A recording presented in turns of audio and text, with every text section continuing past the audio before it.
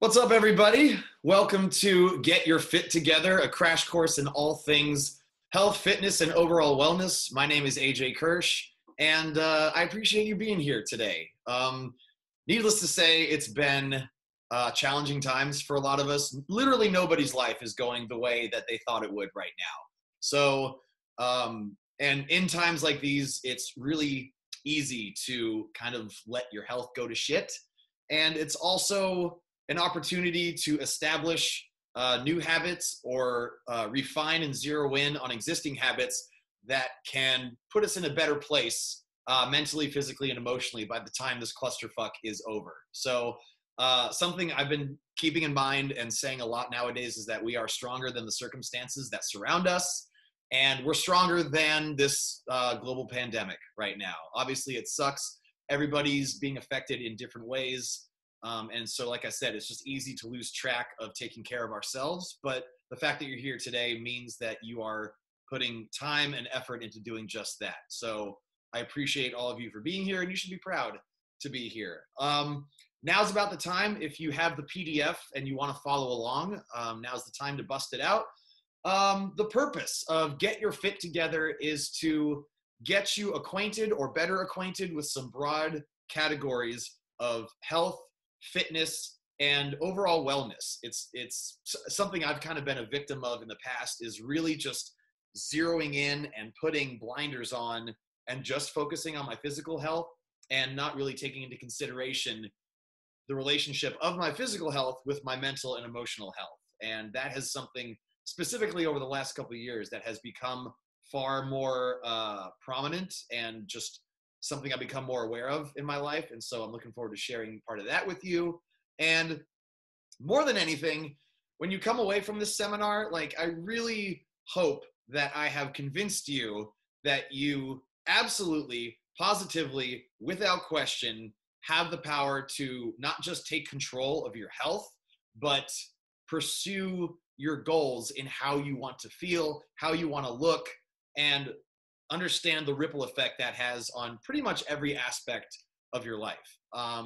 When you get a hold and get a taste of the power that you have, the command that you have over your body, and realize that that affects literally everything, your mood, your energy, your sleep, how you feel, like not just physically as far as energy and everything else, but like just how you feel emotionally and your sharpness mentally, like, you feel pretty fucking unstoppable. I'm not gonna lie. Like, when you get a really good handle on your health, it's just unlike anything else. And so I hope that I can convince you to at least investigate, if not put in the work and start making the decisions to give you that same sense of just empowerment. More than anything else, that's what I hope you take away from today. Today is going to be way less about here's how. This is not about recipes or meal plans or do this exercise or take this supplement or any of the minutia that obviously we could get into if you want to. And if anybody is interested in working with me on any of that stuff, I'd be happy to talk about it. But again, today we're just kind of scratching the surface and giving you an idea of why far more than how. So again, it's more understanding of like why you want to take this approach and why you want to keep these things in mind. And you can zero in on what crunch to do at a later date once you feel like you're ready to actually get started. Part 2 of the PDF, the outline, who the fuck are you? Thank you for asking, person who never asked that question. I am a former couch potato who spent most of their time as a kid playing video games, eating pizza and French fries for lunch, every day. Like, I was not taking good care of myself as a young person. I had zero desire to pursue a healthy lifestyle. I get, like, in high school, middle school, I mean, really as a kid growing up, and Kim and I go way back. I'm sure she remembers this. All I wanted to do was play video games. That was like that was it. That was all I was concerning myself with. I didn't care how I ate. But also I was growing up a wrestling fan, a huge wrestling fan. And there came a time when I was like, you know what? I think I want to give this a shot. I want to pursue this. I want to see what it's like to be a performer as a professional wrestler. And so growing up watching people like Lex Luger and the Ultimate Warrior, and I know those names don't mean much to some of the people here in this seminar, but a lot of people watching this are big wrestling fans. And Lex Luger and the Ultimate Warrior are just these like carved out of granite Greek god physiques that you just look at, you're just like, how in the hell? Like, it's almost impossible. And that was one of the reasons that, and we're going to get into this a little bit later, that I've had really high expectations about my body image, because I saw that and I'm like, oh my God, that's what a professional wrestler is supposed to look like. I am so not that. And even like in high school, there were kids that had those like effortlessly just muscular, lean physiques. And I was so far removed from that that I was like, oh my God, there's no fucking way this is going to happen. And so the combination of me wanting to pursue a career as a professional wrestler, that is something that really compelled me to start looking into a healthy lifestyle. But also at that time in my life, I was just tired of feeling bad. Like, and by bad, I just mean like sluggish, tired of feeling incapable, tired of not looking how I wanted to, and tired of not feeling good about how I looked and not feeling good about how I felt. And so I decided to make some changes. And it wasn't like, maybe I'll do this, like maybe I'll commit to this. This was a like flag in the ground saying, I'm going to fucking do this. Like, I decided that this is going to happen. It's already done. I just need to make it happen. That's how dedicated I was. And I'm not saying that you need to be that dedicated if you're making changes, but there will come a point where you decide if you're going to take charge of your health or not. And if the answer is no, that's okay. It just may not be the right time for you to put in the work and the effort it takes. And it does take work and effort. And a no now doesn't mean a no forever. But if you decide that, you know what, it's fucking time that I make some changes. Like, you can decide in a moment that things are going to be different from here on out. And I know that sounds cliche, but it is absolutely 100% true. And ever since, I've made my health and fitness a priority. And for a lot of that time, my top priority, like literally put it before everything else. Like, before I would, you know, if I knew I was going to be spending the night like at a partner's place or something, I would, you know, pack my gym clothes. I would pack my supplements. I would pack a shake. I would bring my little iPod shuffle that I still use for the gym. And, you know, I would wake up early while they were still sleeping, and I would go work out. I would come back, I would shower, and I would crawl back into bed with them. Like, that's how much of a priority I made it. And again, I'm not saying that you need to make it that same priority, but that's how passionate I am about it. And that's how much I genuinely look forward to it nowadays. And if I were to tell that 14, 15-year-old kid playing video games 4 or 5 hours a day, eating pizza and French fries for lunch, that one day you will not be able to wait to wake up and work out, I would have been like, get the fuck out of here. There's no way. Who are you? What are you doing here? How did you learn to time travel? I have a lot of questions. I don't think you can be trusted. So as a high school wrestler, I went from the 189-pound weight class my junior year to the 154-pound weight class my senior year. So it was a pretty drastic change, and something just clicked. Something happened where I was just like, God damn it.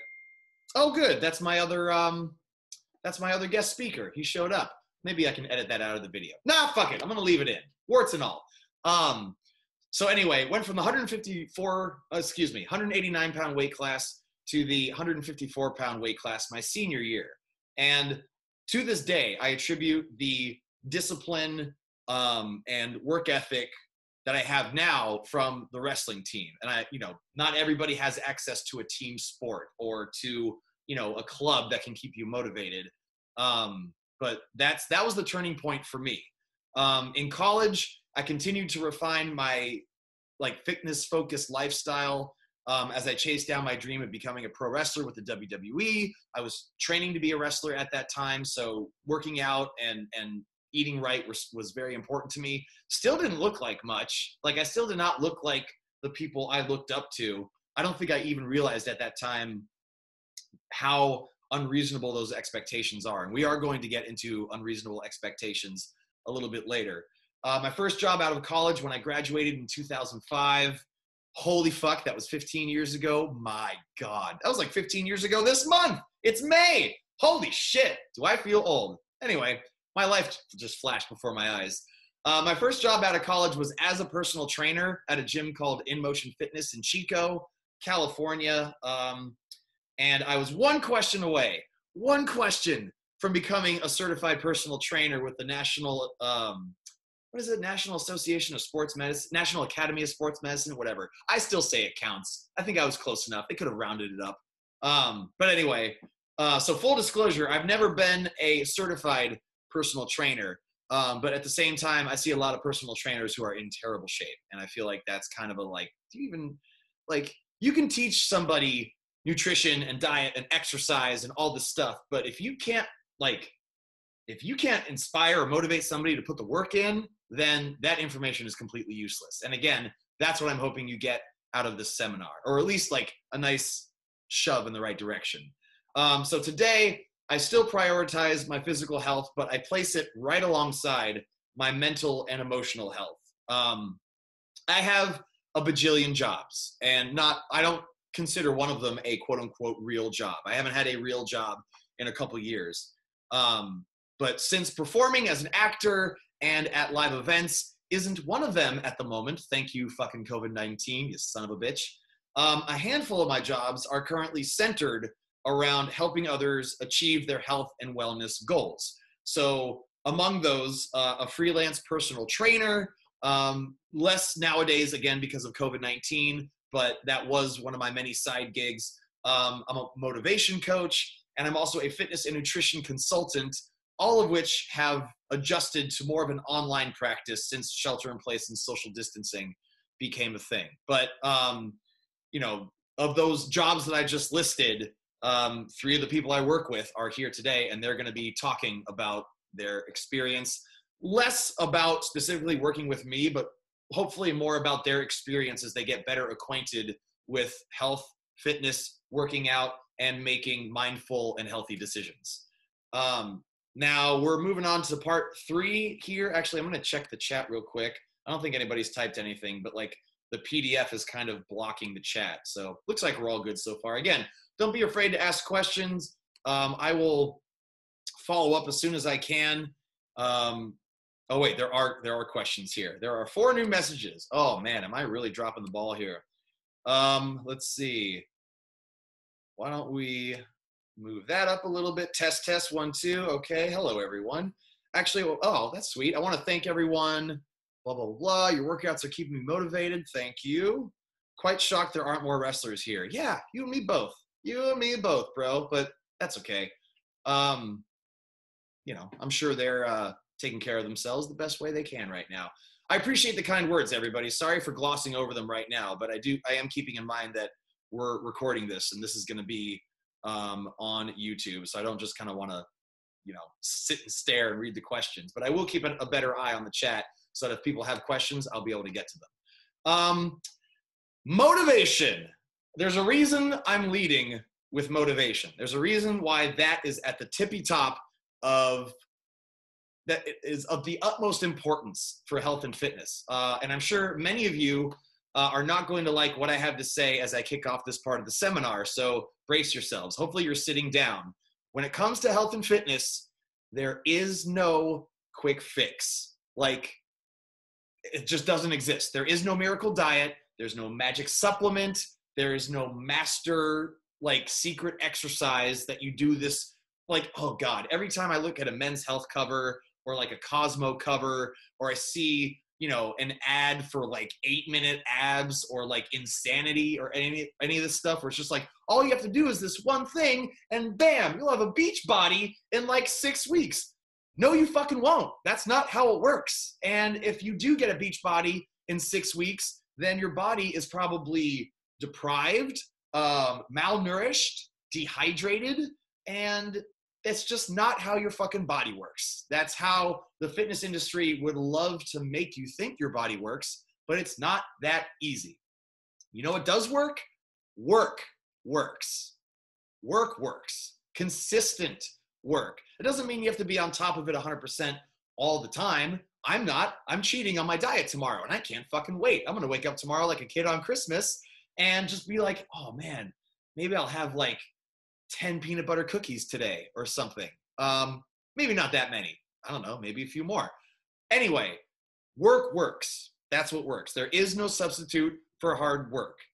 Just like supplements are no substitute for real food, just like masturbation is no substitute for real sex, just like a Zoom happy hour is no substitute for actually hanging out with your friends. There is no way around putting in the work to take charge of your health. And for a lot of us who are conditioned almost subconsciously to making shitty health choices, when we are faced with some of the choices that we need to make to turn our health around, it feels like a lot of work. And just as anything that you're first getting acquainted with, it can be intimidating and it can feel like a lot of work.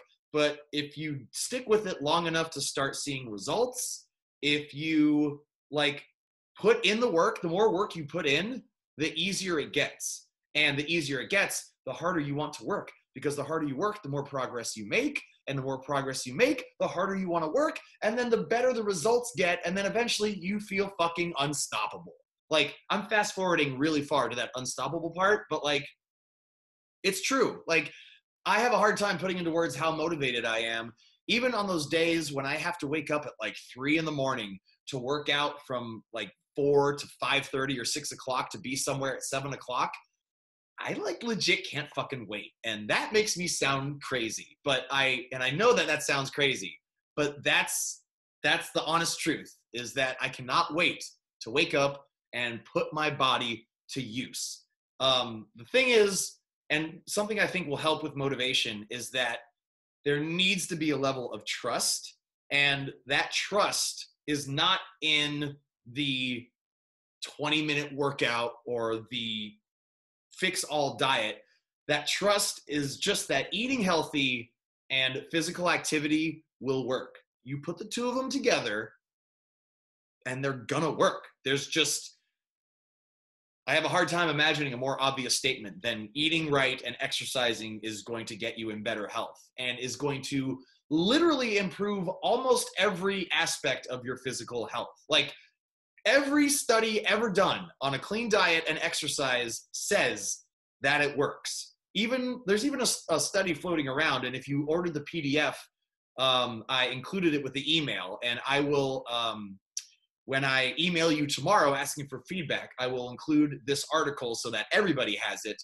But there's a study floating around right now that regular exercise can protect against complications brought on by COVID-19.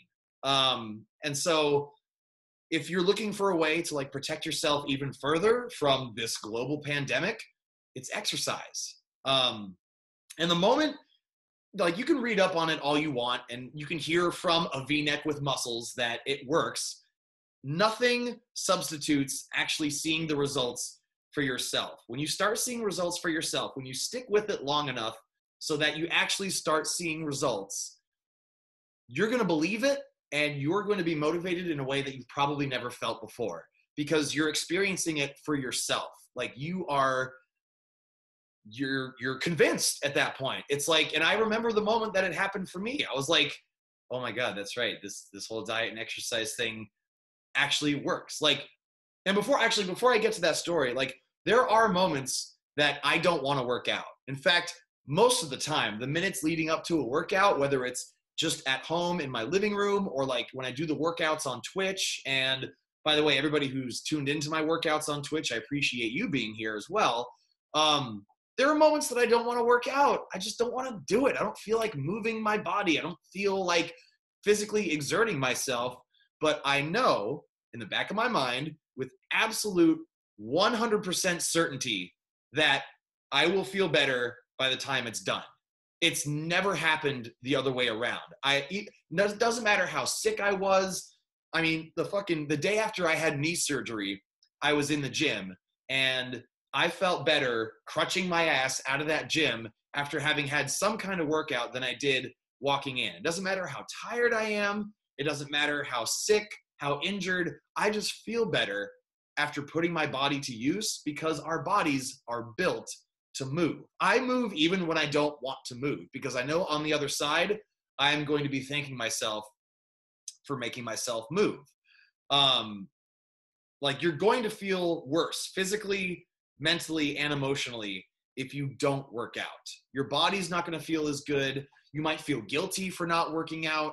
And you just don't feel quite as sharp mentally if you don't put your body to use. You don't get that rush of endorphins. You don't just kind of awaken yourself physically. And I'm a firm believer that when you wake up the body, you wake up the mind.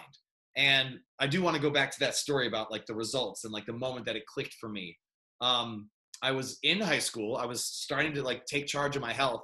And I remember one day after a practice, I remember looking down at my arms and just being like, oh shit, I got some veins in my arms. Like, and I know that sounds kind of weird because like, you know, they're not always, some people feel differently about vascularity, right? About veins popping out of people's arms. But as a kid watching professional wrestling, you know, they were, a lot of the athletes, a lot of the performers were just super vascular. Their veins were just popping out all over the place. It made them look like a superhero. So, and I never noticed that before. But when I started noticing some veins in my arms popping out, I was like, oh shit, this whole diet and exercise thing, it's actually working. Everything I've ever been told about diet and exercise actually improving your health, turns out that was right. Shocker. And for some of you, I'm sure there was a moment where you were just like, depending on where you are in your fitness journey, some of you may have not started yet. Some of you are well on your way, but I'm sure there was a moment that you were just like, huh, look at that. It's actually working. And also, like, there are sometimes you're so used, like I said, we get so subconsciously almost conditioned to feel a certain way. Like after eating a certain type of food or eating a certain way, or maybe being inactive for a while, you sometimes don't realize how bad you feel until you don't feel as bad. Like there was this show on VH1 a while back called Celebrity Fit Club, I think, where celebrities who would kind of let themselves go would lose weight. And then after they lose like 10 pounds or 20 pounds, they would be given a backpack with 10 pounds or 20 pounds in it, and they would be asked to carry it around. And then when they all of a sudden have to carry that weight again, now that it's no longer a part of them, they're like, I cannot believe how heavy this feels. I can't believe that I've been carrying this around on my body for all this time. And your body like wants to move, even if the consciousness inside the body doesn't. Like you might start out, if you're not acquainted with working out, or if you're not used to moving your body, you might start out hating it, but your body will eventually be like, oh my God, where has this been? Thank you for this. You get rewarded with a more efficient vehicle. Like this is your vehicle for life. You are given a pretty amazing like vehicle to be alive in this existence. There's like almost nothing we can't do. I mean, we are clearly at the top of the food chain. We have made this planet our bitch. We can do whatever we want with it. This is a pretty amazing like means of existing right here, and it's built to move. And if you treat it right, you are rewarded with a more efficient vehicle, a more proportional physique, endorphins, better focus, better sleep, better sex. Like it's amazing to me just how good your body can treat you if you treat it equally good. And sadly, a lot of people don't get to that point, rather, because they don't stick with it long enough to see results, to really believe for themselves, to see it firsthand, to see it happen to them. They don't stick with it long enough. It's like, you know, the resolutioners that make the resolution, okay, I'm going to get in shape, I'm going to lose weight. And then by January 10th, you know, they're done. They're burned out. You just got to stick with it. You just have to trust. You have to trust that it works. And it's one decision to get started. As I said earlier, there is that decision where it's like, you know what? I'm sick of this shit. It's going to be different from here on out. I am making a promise to myself that I am going to start making healthier, more mindful decisions. Um, and it's one thing to make that decision to get started, but like I said, it's mindful decisions on the regular that's what's going to get you the results. That's what's going to get you the changes that you want to see. And with that in mind, I would like to introduce Kim, who I have been working with for about a month now, as I guess you could say a motivation coach, to help her make more mindful, healthier decisions, because she has decided that she wants to take charge of her health, and that is not an easy decision to make. So I applaud you for taking charge. I'm happy to help you. I'm going to unmute you, and if I don't fuck this up, I'm going to bring you into the main room. There you are. And again, thank you for being here. Thank you for sharing where you're at in your fitness journey. Kim, the floor is yours. Oh, thank you. Thank you so much for that lovely introduction. Well, yeah, like AJ said, this is kind of my starting point, but I guess as a little bit of a quick background for where I'm at and how I got there. I actually used to work for a weight loss clinic for 8 years. I knew what to do. I know what to do. And when I started working there, I was 12% body fat, 132 pounds. I was rock climbing all the time. And my life just kind of slowly changed from there. I didn't have enough money to pay for the rock climbing gym anymore. I was moving around a lot. I got in a relationship, and everyone gains weight then because you just want to sit at home and eat comfort food and be with them and maybe not exercise as much. And I slowly put on 30 pounds and lost myself. And I haven't felt good in my body. Our sex life has gone down because I haven't felt sexy. And I was just,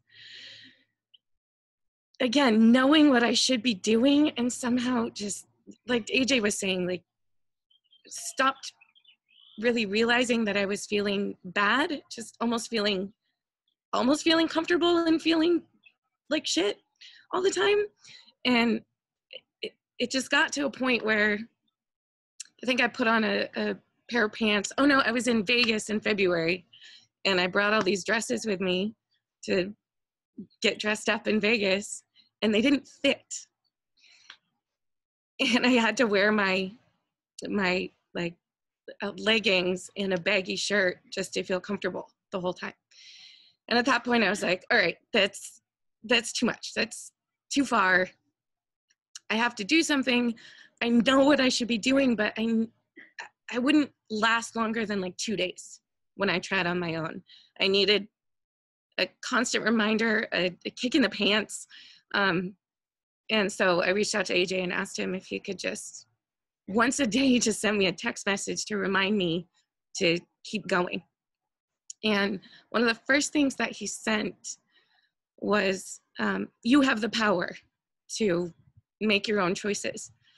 And that really sticks with me almost every day. And instead of it feeling like this big goal, I have to lose 30 pounds and I have to fit in this thing and forever I'm going to have to do this, it kind of shifted my thinking into little bite-sized choices, to use a food pun, where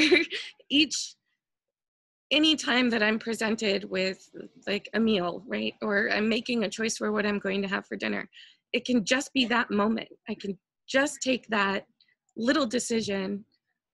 Well, I'd rather say choice actually, because decision has such a final thing to it. So if you're like, I decide to not eat French fries, that means I will never ever eat French fries again. That's just unrealistic. So I'd rather think of it as like, well, today I am choosing not to. Today I'm choosing to have this instead. Today I'm choosing to work out. Even if I really, really don't want to, maybe I'll do like a quick 7-minute little circuit. So I didn't work out for an hour. Maybe I didn't do the harder video, but I did something. I at least did something. And then at the end of the day, I can reward myself with like a glass of whiskey. That's my choice. That's what I choose to reward myself with. and I'm still like, it's been about a month, and I wouldn't say I've seen impressive results, but that's because I haven't really done too much that's dramatic. But what I'm choosing to focus on right now is creating the lifelong habits that will mean when I lose the weight, I keep it off. So I'm being really kind to myself in that regard, that it's just, it's little steps, it's creating those habits. Those don't change overnight. I mean, I've lost 10 pounds before in a month and then gained it all back really quickly because I did something extreme and I didn't change the habits that got me there in the first place. And working at the weight loss clinic, that was something that we always discussed with our clients, something that was always really, really critical. People would come in, lose the weight, and then not focus on the maintenance part. How are you going to maintain that? So I'm choosing to really recognize what habits got me here and slowly make those changes by making new choices every day, a better choice for myself, a better choice for my health, putting a bedtime reminder on my phone so I'm getting regular, consistent sleep, little things like that. And that's adjusted my sleep schedule. Now I get tired at midnight and I used to stay up till like 3 a.m, just making those shifts. And it's, instead of having a cocktail, I make like a mocktail that's 0 calories and it tastes just as good. And it's little choices, right? The salad versus whatever. And AJ's text messages have been kind of keeping me honest, because I've had a couple of days where I was just like, whatever, I just don't feel good. Maybe it's first day of my period or something, none of which any of you guys clearly have to worry about, but you feel like shit. You just want to eat mac and cheese and lay in bed and do nothing.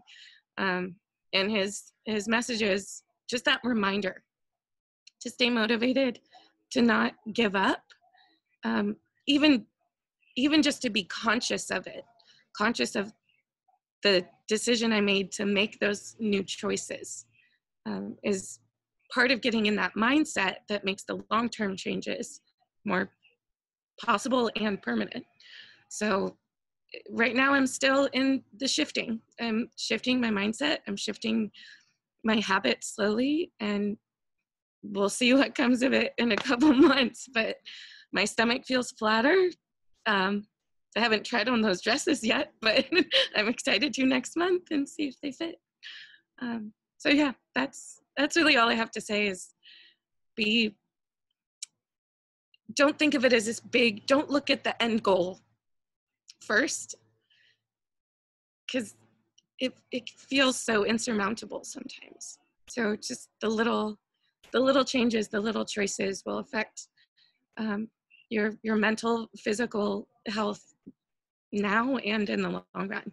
And it's empowering when you do it, when you make that right choice or that better choice. It's easier to make the next one and keep you going. Wow. That's all. Thanks for listening.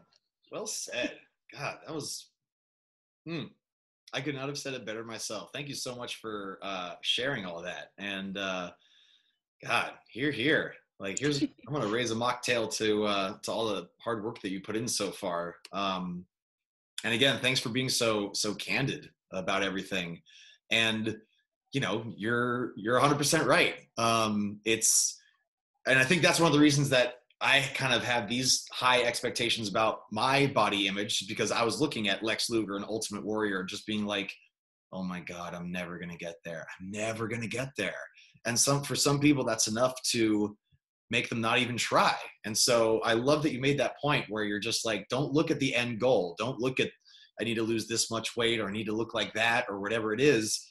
Just start making more mindful decisions. And when you stick with those mindful decisions long enough to see results, long enough to start feeling better, those mindful decisions become second nature. You don't even have to think about it anymore. Like I've at the point right now that, I need to like convince myself to eat the thing that's not good for me. Like I set aside a specific meal to give myself permission to do that, because I still love shitty food just as much as everybody else. I do not deprive myself. And I don't even like to calling it a cheat meal. I treat myself. And so the way Kim was talking about that glass of whiskey, because she loves, I mean, I'm not to like make you sound like an alcoholic. She's a whiskey aficionado. She knows her whiskey.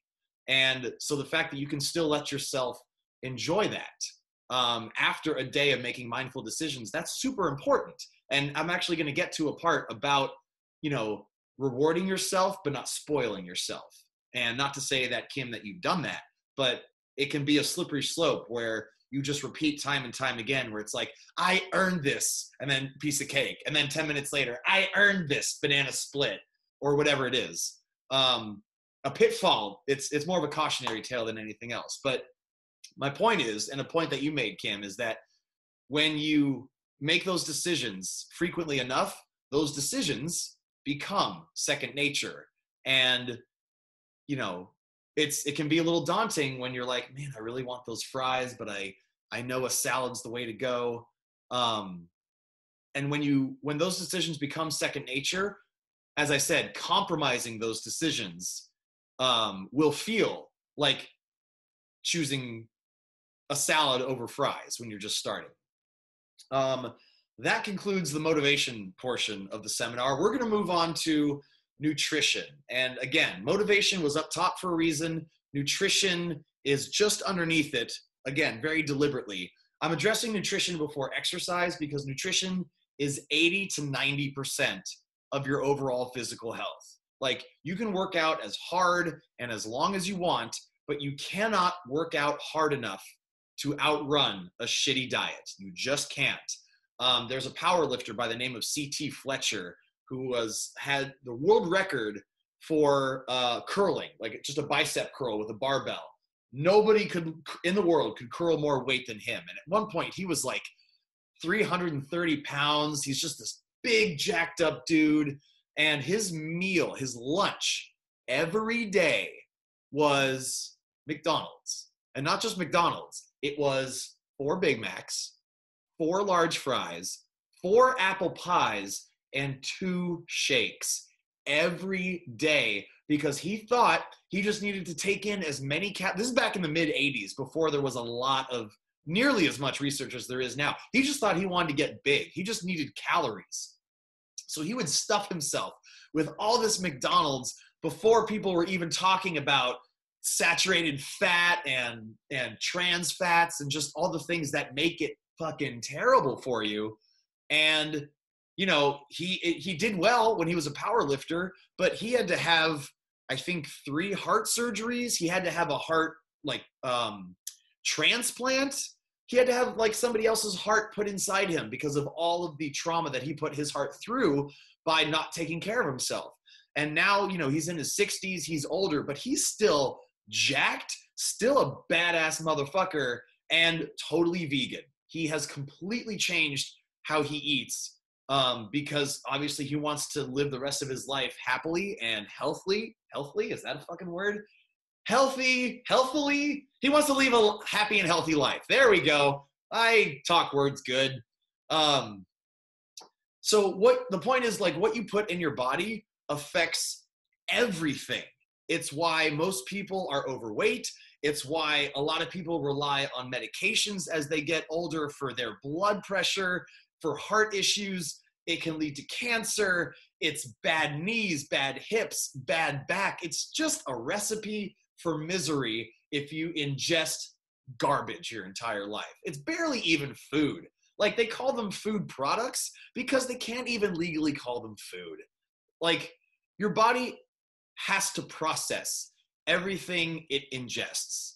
And if you ingest processed foods, artificial ingredients, or too much macronutrients, which are protein, fat, and carbohydrates, your body, by default, just turns it into fat automatically. If your body has something that it doesn't know what to do with, or it doesn't have a purpose for it, if it can't use it, it stores it as body fat, because back when people were hunters and gatherers, you know, we might have had to go days without food. And so that's why body fat is essentially stored energy. And it may not feel like that if you're carrying more weight than you would like to. You may not feel energetic, but that's essentially what it is. Your body stores fat just in case there is a famine or something, just in case your body needs to go a while without food. But now that food is obviously readily available everywhere, we can fucking order Grubhub on our phones and have a mountain of Chinese food at our door in 15 minutes. Food is not hard to get a hold of nowadays, which means people oftentimes consume not just more than they need to, but they consume things that are barely even classified as food. And that's not to say that I don't do it. I do.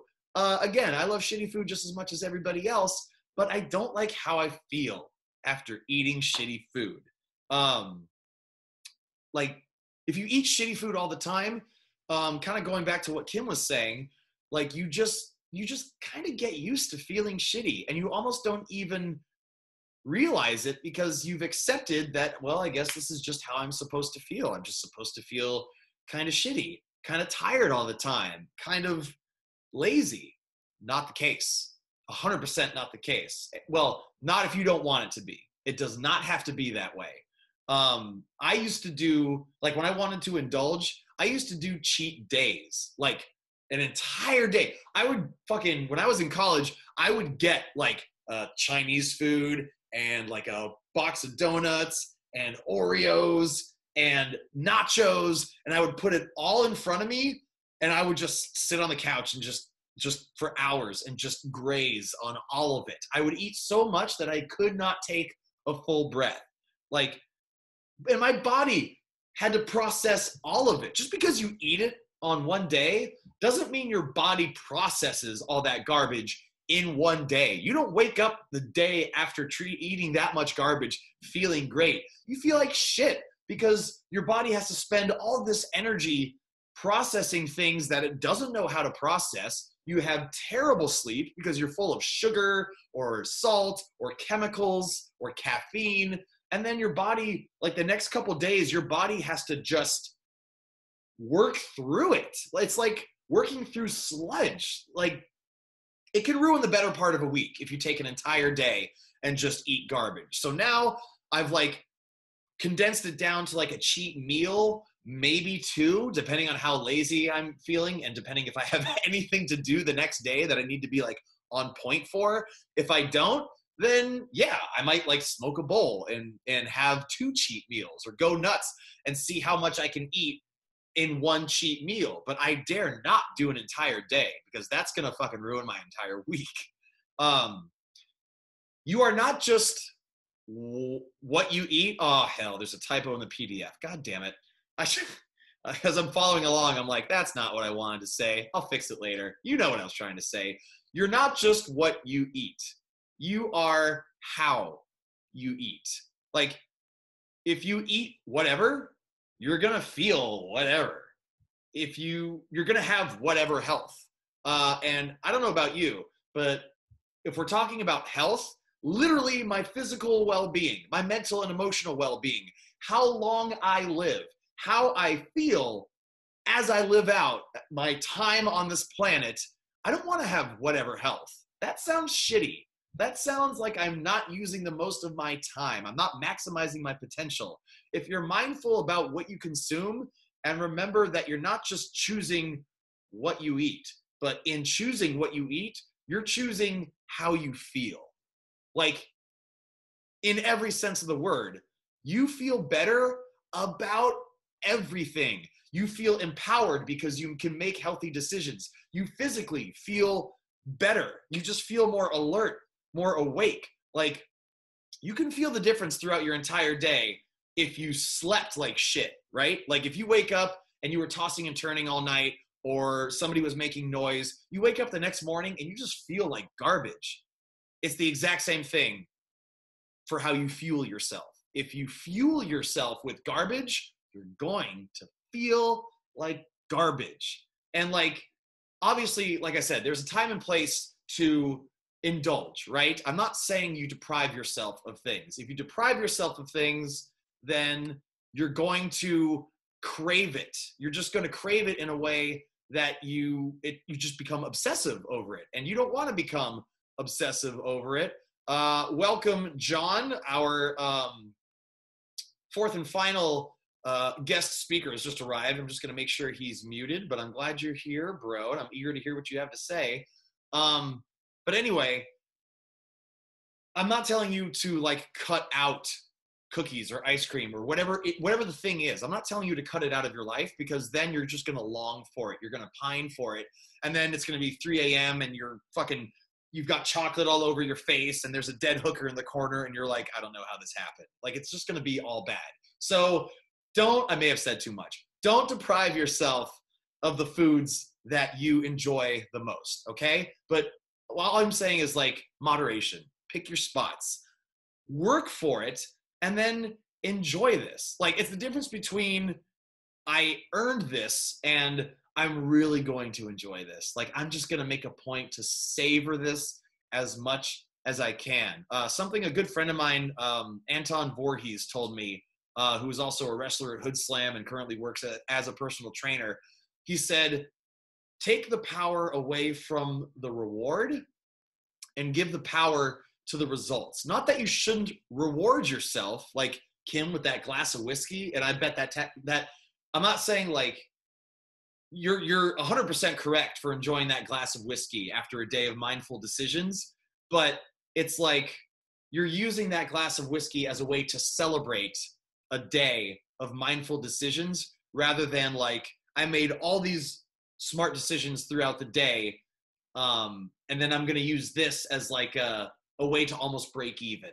And I've heard that happen time and time again, where people are like, well, I worked out today, so I'm going to get, in and out and a fucking shake and all the fries I can eat. Like, if you're going to eat shitty food, the time to do it is immediately after workout. Like, I will grant you that. But like, use the indulgence as a celebration and not as a break even. That's the point I'm trying to make here. And if you're going to indulge, like, let her rip. Like, if you feel good about setting aside a meal, or like if you know you're going to go out with your friends and get pizza or get drinks or whatever it is, like, indulge. Do not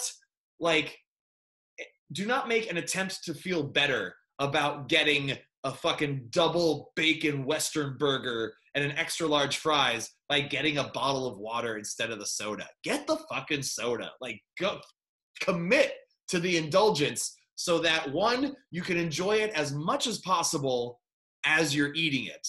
But also to truly understand why you're putting these habits in place. Because if you eat healthy for any given length of time, and then you eat unhealthy, or you like go out and get drinks and get really drunk, oh God, do you pay for it? You fucking pay for it. And it's a nice reminder of why you don't indulge like that on a regular basis anymore.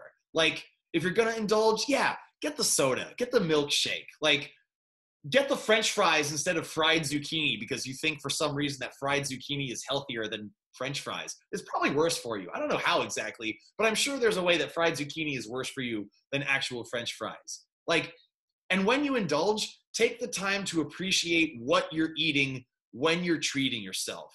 And whatever that means for you. I eat alarmingly fast. That's just how I like to eat. I look at something and I'm like, I just want that inside me as quickly as possible. That's how I like to indulge. That's just, it scratches an itch that just deliberately chewing my food doesn't. That's how I appreciate what I'm indulging in when I indulge. So whatever that means for you, like, just enjoy it. Take your time with it. Not necessarily take your time. Take your time in addressing how you want to indulge. That's what I'm trying to say. Otherwise, it might feel like a reward when you're ordering whatever you're ordering or when you're making it. But the moment you swallow it down, don't be surprised if there's like kind of a rush of guilt where it's like, oh God, I didn't even enjoy this. And now I'm so full, I can't take a full breath. Awesome. But yeah, that's also, like I said, it's a good motivator for like, that tasted amazing, but I feel like shit. And because I feel like shit, I cannot wait to resume the healthy habits that I've been putting into place up to this point. And like, food is fucking magic, people. Food can literally, you can eat in ways that enhance your mood, that boost your immune system, that improve the health of your heart, that allow you to gain muscle, lose fat, to like command your digestive system. You can sleep better, improve your sexual health, add years to your life. Like, those are superpowers. You can literally eat and get superpowers. You can heal faster when you take care of yourself. Like, who doesn't want superpowers? Who doesn't want to feel like a fucking superhero? You can literally eat, and all those things can happen to you if you make largely consistent decisions and indulge with smart moderation. Like, you can have superpowers. That's fucking amazing. I don't want to neglect hydration, because obviously we are mostly water. We need water to survive. We will die long before a lack of water, or we will die first of like dehydration before we starve to death. So I don't want to spend nearly as much time on water or on hydration as I did nutrition. Well, actually, that's not true. Hydration is part of nutrition, but like, just because there are a lot of hidden calories in drinks. And so that's why water is like better than anything. Like, if you're not sure what to drink, order water, drink more water than you think you need. Only when your pee is clear are you adequately hydrated. Like, it's not fun peeing like a handful of times a day, but you do feel better. You do feel better when you're adequately hydrated. And now at this time, I would like to bring in Josh, who has been addressing and really taking charge of his nutrition in a way that has, visible results for sure. He's feeling better as far as I understand, but I just wanted all of you to hear from somebody who has made a complete nutritional overhaul. So at this time, let's bring in Josh. Are you unmuted? Unmute yourself if you're not. All right, take it away, Josh. What's up, everyone? Thanks again, AJ, for bringing me on. It's an honor, and I'm grateful just to share a little bit about my fitness journey on this little platform. So, and I truly mean that. I hope that something that I say does some good. So, to start out with nutrition, I am a sweet tooth. I love food just like everybody else. A little bit about my background and kind of with my fitness journey is I was a college athlete, played baseball at a Division II level in the NCAA, not too far in the Bay Area, a small little college, Holy Names University. And through that time, I realized how my fitness and food, all that just went in waves. And so moving forward to the here and now, post student athlete life, I found it to be quite a challenge to figure out, how to stay motivated to eat the right things. I'm sure you've all seen like former NFL, NBA players are a little bit bloated on TV and such. And so that always scared me. And so I was just having a hard time figuring out what I'm going to do for nutrition. But some of the things that I'll share with you today that I have learned definitely are considerable. I'll just say it was a tough thing to talk about at points in my life with body image and that kind of thing. But for the here and now nutrition, what I do is I write down exactly kind of what I need to eat through the week. And it's been staying disciplined. And that's been what's helping me. Particularly, I invite you, if you're not a Patreon already with AJ Kirsch, that's kind of where I've been able to get my fitness grind. Thanks for the plug. Yeah, you're welcome. But it really works. I won't spoil the surprise on what was on the nutrition plan necessarily, but I will say it does deal with some healthy eating habits like egg whites. I was just drinking my protein shake. So it's finding ways to cope with having to be a sweet tooth, but finding joy in the grind and then the process. And so for me, I would just tell myself, like, donuts are poison. They're poison. It literally is killing me. It's actually killing me. And, you know, I'm sure you've all heard that saying, like, there's no elevator to success. You got to take the stairs.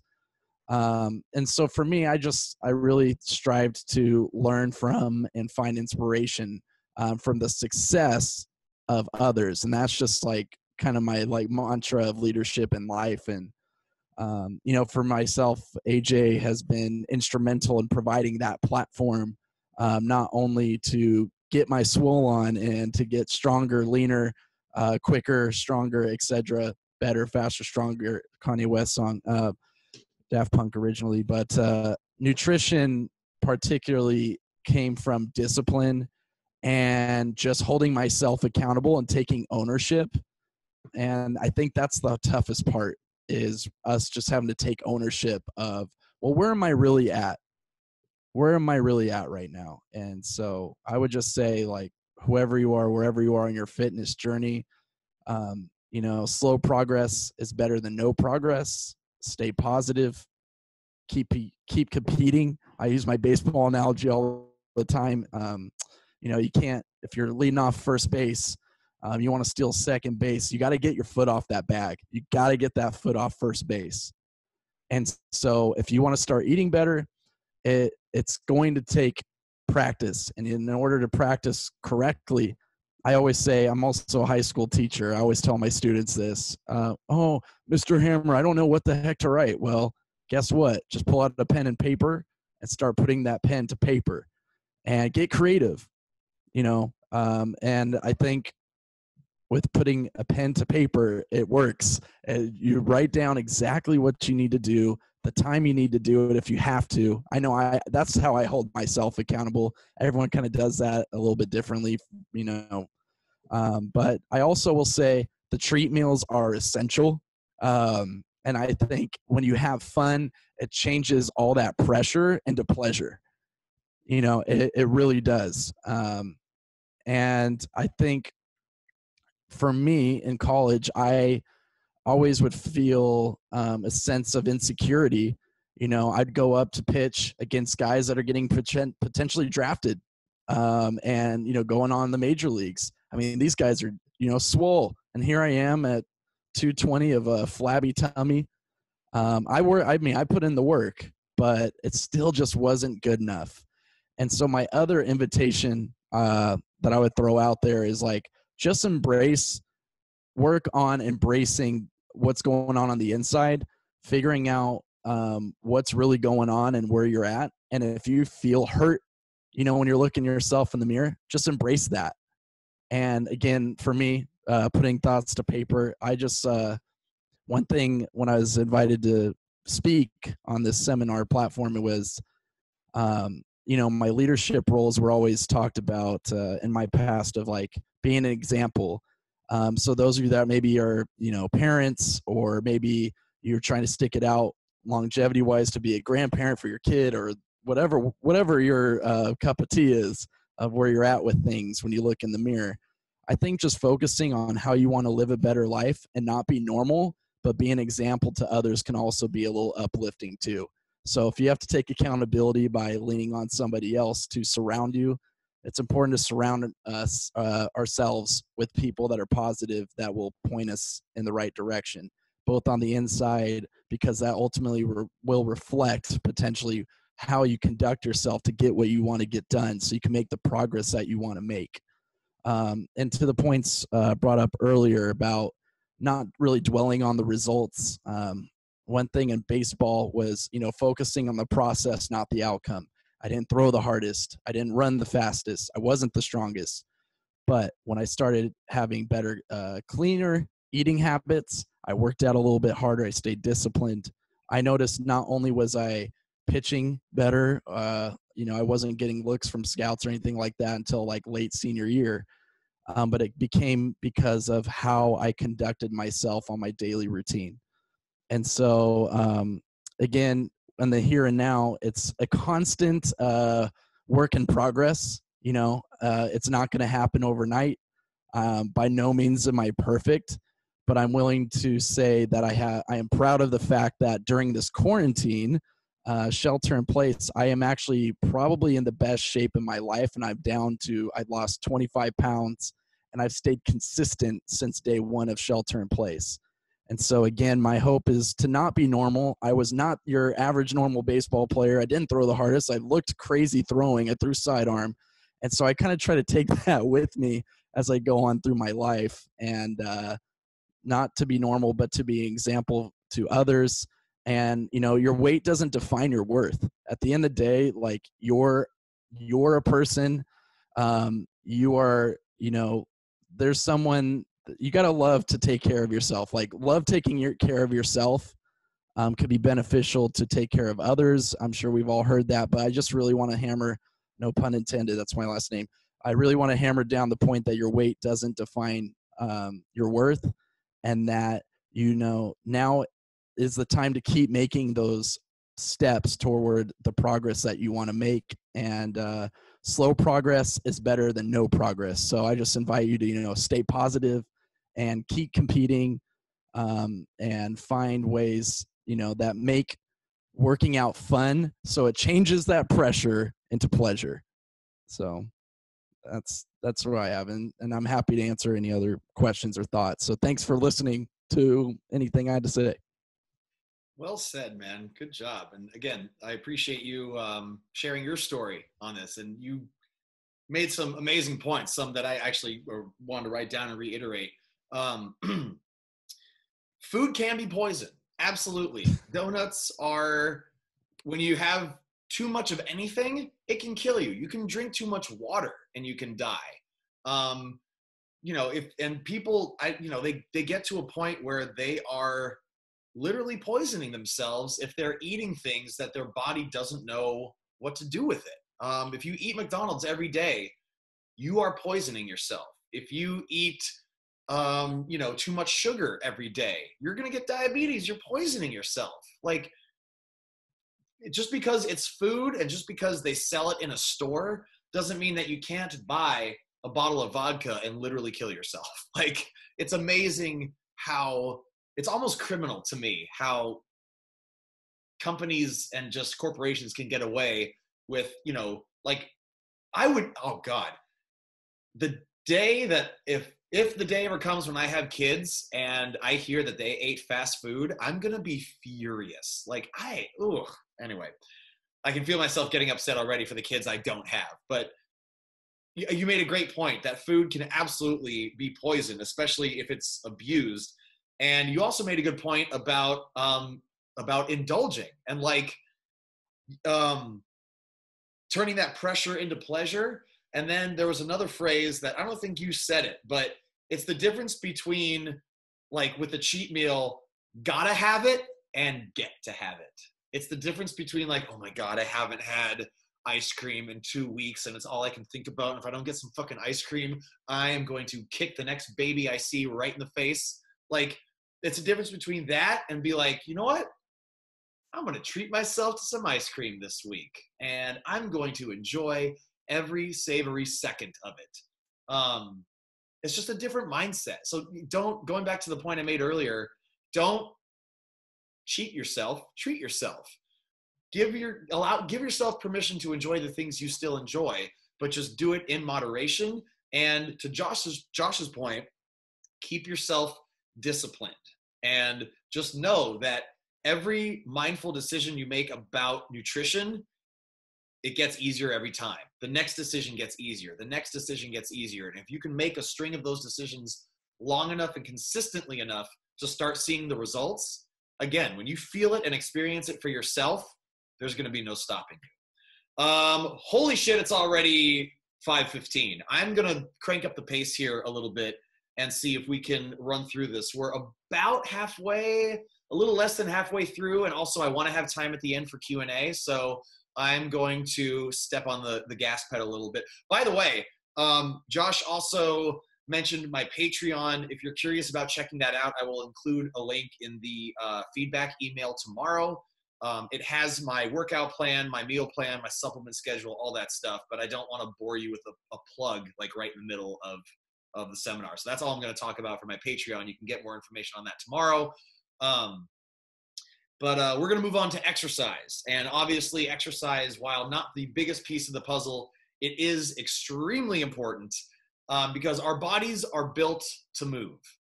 If we were not built to move, we would all look like the people in WALL-E in those like hovering recliners. We would all just be giant blobs that wouldn't be able to fucking do anything. We're built to run and jump and climb and all the things. Our bodies are not built to use just one muscle group at a time, which are how a lot of bodybuilding workouts are structured, like a bicep curl. All you're doing is raising weights like this. The only muscle you're working is your bicep and like maybe some forearms. Your body's not built to move that way. Your body is meant to be used as a whole, as a vehicle. If you buy a car, you're not just driving the wheels off the lot. You have an entire vehicle that you're driving off the lot. But it does help to isolate and develop a specific muscle or muscle group if you're looking for a certain aesthetic. So like, I'm not gonna lie, one of the reasons that I work out is because I like looking good, and it's up to us to define what we mean by looking good. You know, for me, that's broad shoulders, a narrow waist, like I guess the typical like superhero look, right? Like I don't wanna be as jacked as The Rock because he is a fucking mountain, and he's also 6'4". So it's okay that he's like 270 pounds of raw muscle. But like, you know, as a performer and as an actor, I like looking good. I feel better when I feel good about how I look. So for me, that's broad shoulders, a narrow waist. But again, like I'm the first to admit that my expectations about the aesthetic that I'm striving for are higher than most because of these statuesque physiques that I grew up watching and just thinking that that's what I need to look like. And it is a lot of work to look like that. I'm not gonna lie. And as I said, in high school, there came a point where I'm just like, man, I'm just fucking tired of feeling shitty, tired of looking shitty. And that's when I wanted things to change. It was hard to get going. And some days it's still hard to get going. But once you get going, it just feels right. It just feels right to use your body. Your heart is built to pump. Your lungs are built. There's another fucking typo in this PDF. God damn it. I'm going to send out another PDF tomorrow when I ask for feedback, and I'm going to fix all of these typos. Your lungs are built to breathe. Your muscles are built to contract. Endorphins are built to endorph? I don't know what the active word is for endorphins, so I'm just going to go with endorph. But all these functions, these body parts are here for a reason. They're here to be used. And if we don't use them, we are doing our body a disservice. And there are so many different ways to use our bodies in a way that makes the most of the way they were built. That could be going to the gym and lifting weights. It could be swimming, rock climbing, hiking, yoga, running, walking, kettlebells, martial arts, dance, jump rope, exercise classes, taking the steps instead of the elevator, body weight exercises, stretching, sports. Just find a way to put your body to use. The more you use it, the more comfortable you get in it, because the better acquainted you get with it, the more familiar you get with it. And there really is a relationship between like the consciousness, how you identify as a human being, and how you feel in your body. There really is a relationship there. And it's not something that I think a lot of people know how to pursue. And I'm a big believer that the only way to get better acquainted with your body is to use your body in as many different ways as possible. And if, for a lot of people, that's the gym. It starts at the gym. Like it's just kind of ingrained in our culture that if you want to take charge of your physical prowess, the gym is the place that has the tools that you can do that.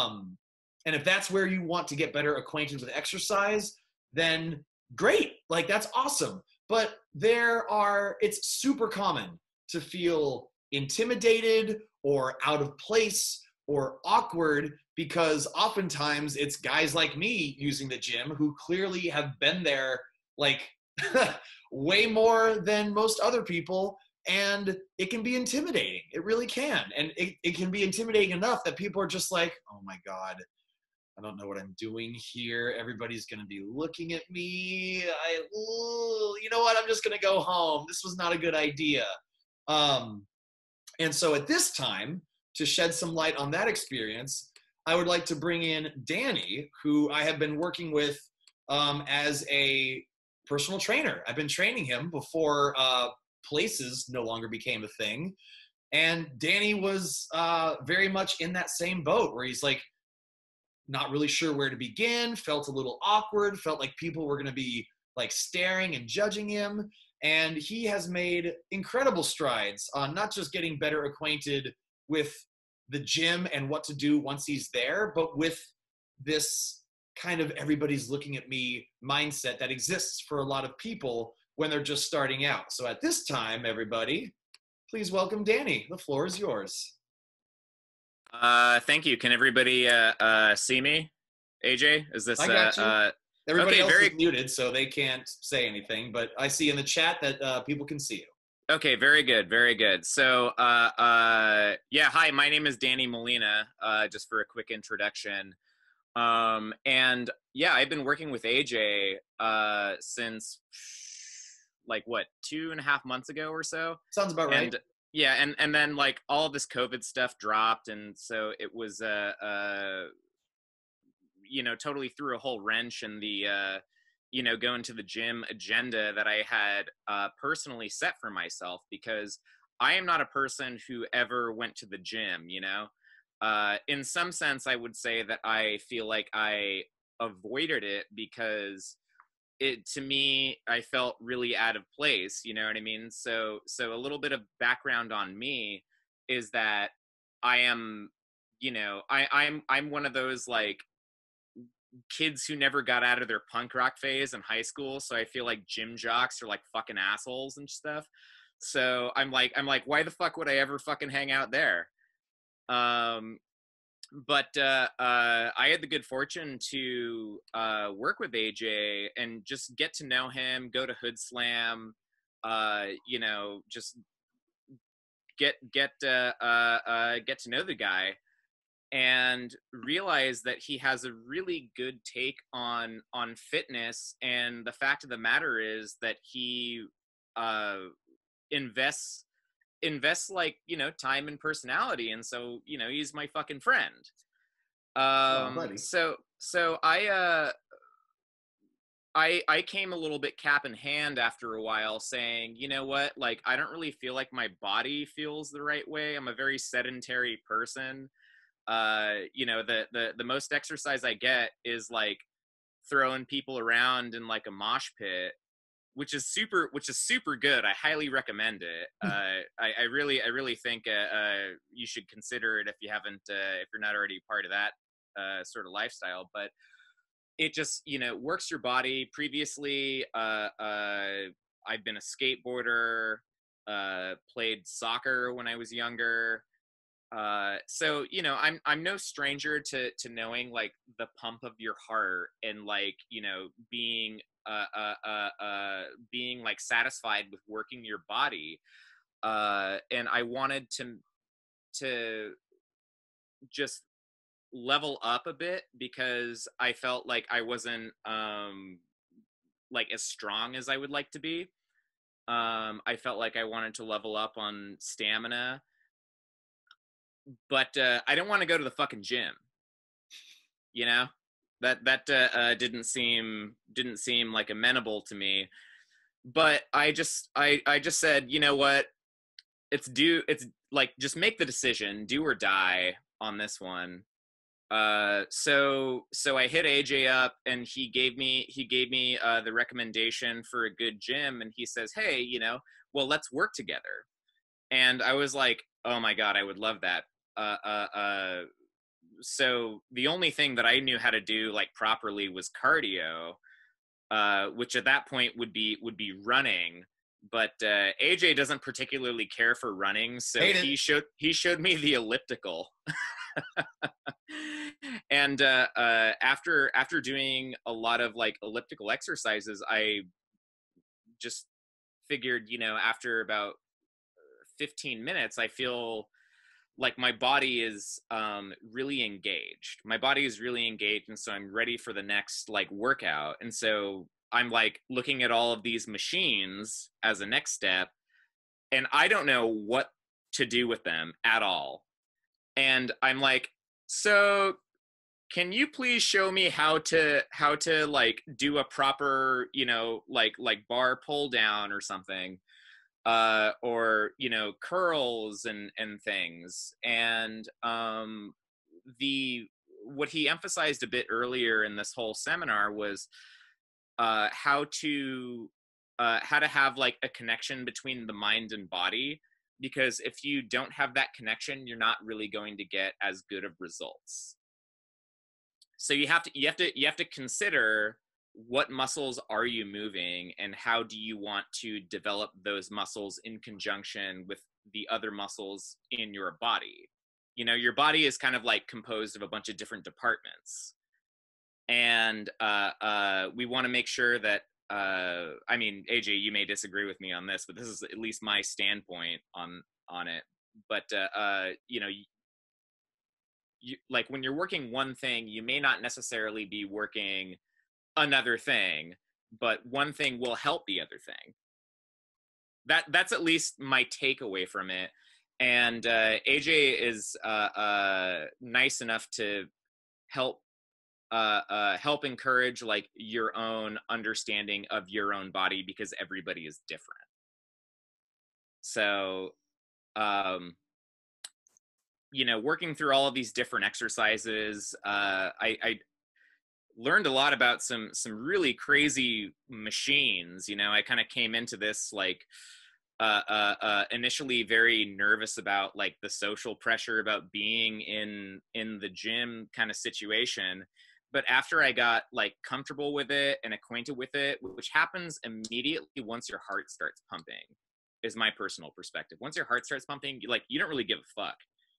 You're just like, all right, I'm here. I'm going to kick some ass. So like once that happens, suddenly I was just really engaged in the curiosity of like, what is this machine? How can I work with it to the best of my ability, and how can I do a good technique?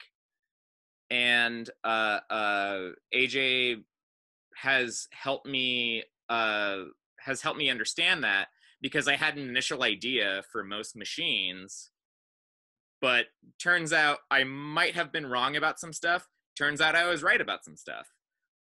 So going into like the locker room and stuff as like a sort of culture thing, like there's people that are like, you know, getting naked around you, and I was like, oh, initially I was like, oh, that's super weird, but that's just the gym. And I learned about essentially a culture that I was not familiar with, is people who care about their bodies, and some people are very subtle about it. Some people might be ostentatious about it, but the fact of the matter is they're all there to be themselves and to work their bodies out in a way that is beneficial to them. And so I felt after a while that there was a place for me to have that same experience, where previously I did not feel that. So ultimately I you know, before unfortunately they closed, I felt some amount of like dedication, you know, like not necessarily trying to get as swole as AJ, but definitely trying to achieve my own physical goals, where I'm kind of like, you know what, I'm going on my own. I am making the decision to go on my own. And he's offered like really good nutritional advice, you know, how to eat afterwards, which was super awesome. And the thing that was like the most compelling to me about why this was important is I'm a musician. And so I have a drum studio, thankfully, within walking distance of my apartment, which is like totally rad. But after working with him, I hadn't been there for about 3 weeks or something, but like after working with him, after about 3 weeks, I just like vascularly felt better. I felt like my breathing was awesome, and I could just like rock out and have like super stamina on the drums, and I could play songs that I didn't really have I had the skill certainly, but I didn't have the endurance to do. So it just increases your total physical endurance, working on your own self. And like I said, everybody is different. Everybody has their own, this is and that's is. Like I have a little bit of like an Achilles sort of problem, so I have to be careful about how I run, so I don't put on too much impact and stuff. But the fact of the matter is, like, just the best thing that you can do for yourself if you don't know where to start is, first of all, get over the nervousness of going to the gym, and second of all, get your heart rate up. That's my advice. So I kind of live by that, and think that has been immensely beneficial to my health, and I hope that that's valuable to other people. And the benefits of the gym and sticking to it, being dedicated, are that it will like give you a lot of advantages in areas of life that you didn't really anticipate. So for example, for me, like musicianship, I'm just kind of like, whoa, I didn't expect that. That's fucking awesome. I can play you a mean punk rock song on a moment's notice because I have more endurance, because I bothered to work out. So, case in point. Can you speak for a moment? You and I were talking about this prior to the seminar today, but can you speak a little bit on getting over the, oh my God, everybody's going to be looking at me because I have no idea what I'm doing?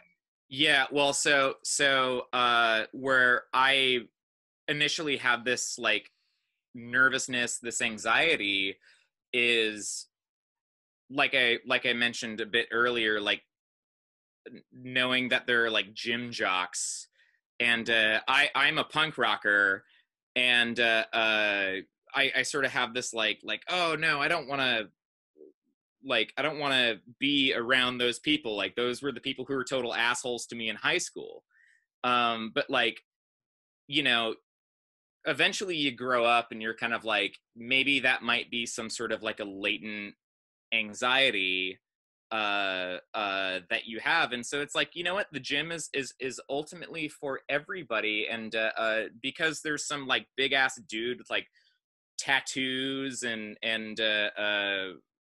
like a person who like doesn't look like you at all, who looks like he owns the place, that guy is actually, at the end of the day, not a person who feels like he owns the place.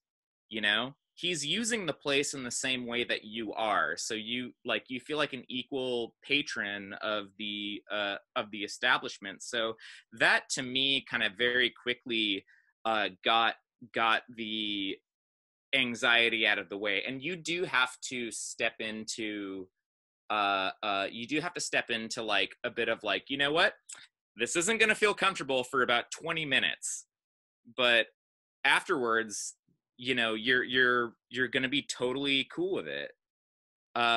So like and I would say that it definitely helps to have somebody who is your buddy and who teaches you, because honestly, if AJ did not or rather, the way that I would put it is, if I didn't reach out to AJ, I don't think I would have like felt like I had the support to do it myself, because I would have been too nervous. Right. And so just the acceptance and the personality that you have, like when you're going and doing something with your buddy, you know what I mean? It's not just you. You're not bare. You're not totally alone. So that I think is super important. And of course, I highly recommend my boy to to guide you through this, because the thing that you learn is like how to carry yourself in that sort of situation, which is uncomfortable, you know what I mean? So like, I'm a punk rocker. I can totally understand how a person who has never been to a punk rock show would feel uncomfortable in that situation.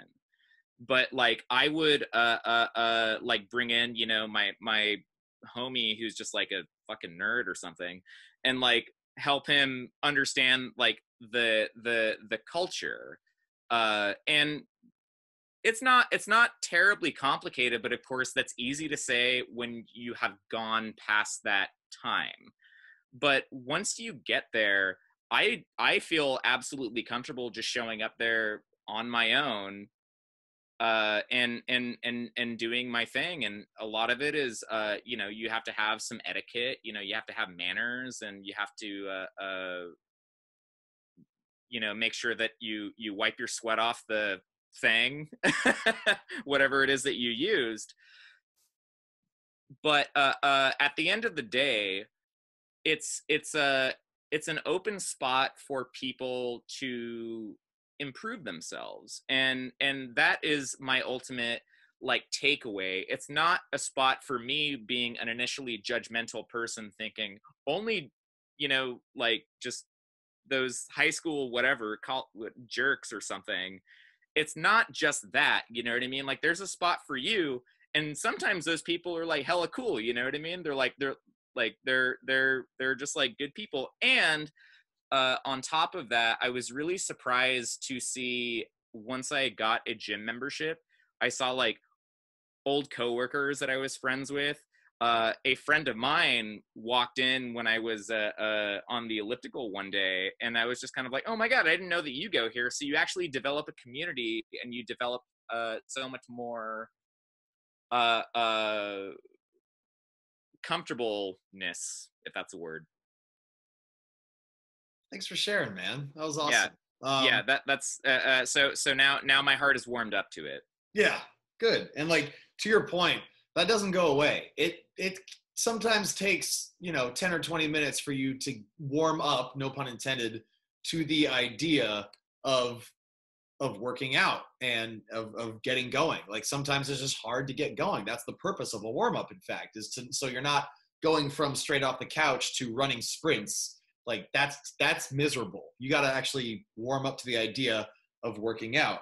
And then also, like, everybody is at the gym for themselves. Like, nobody is there to just wait for this awkward, inexperienced person to be like, look at this fucker. He has no idea what he's doing. Come here, give me your lunch money. Like, nobody's at the gym to do that. Everybody's at the gym to better themselves. And if you can get over that hump of thinking that everybody's going to be looking at you, it's just a lot easier to get your heart rate up and to find your own groove. And there was one other thing I wanted to touch on. Oh yeah. That's the whole idea. It's like, eventually trainers are like firefighters, right? Like, in an ideal world, you don't need us. You don't need somebody to bring you in and show you what to do and coach you. Like, this is knowledge that you would I mean, we do not live in a just world. Clearly, look outside. There's very little justice happening right now. But in a just world, you are equipped with the appropriate information, and hopefully equipped with the appropriate motivation to put into practice the habits that will get you the level of health that you want to be. So it's a challenge when you're first getting going, when you're in, and I've been in that environment before, where I go to a concert for the first time, and like, nobody looks like me, and I feel hella awkward. But then if I get knocked down one of the few times that I've ever been in a mosh pit, and then immediately somebody picks me up and sets me back up on my feet, I'm like, oh, I'm okay here. Everybody's okay here. Woohoo! This is awesome. So again, Danny, thank you for sharing your experience getting as you first get acquainted with the gym. And I'm really fucking pissed that COVID-19 happened when it did, because we were just finding a groove. And I'm so stoked to hear that you are in a place that you can show up to the gym by yourself and just start taking care of yourself. That's awesome. It's already 5:40. There's only supposed to be 20 minutes left of the actual seminar, and then whatever time remaining after that, we were just going to do Q&A. If you're following along with the PDF, I'm just going to skip supplements entirely. I wanted to touch on it briefly, but time's getting away from us, and supplements are probably the least important of what we're talking about today. So again, if you want to pick up the PDF, so you have that information, you're welcome to hit me up after the seminar and I can send it to you. But we're just going to skip that for now.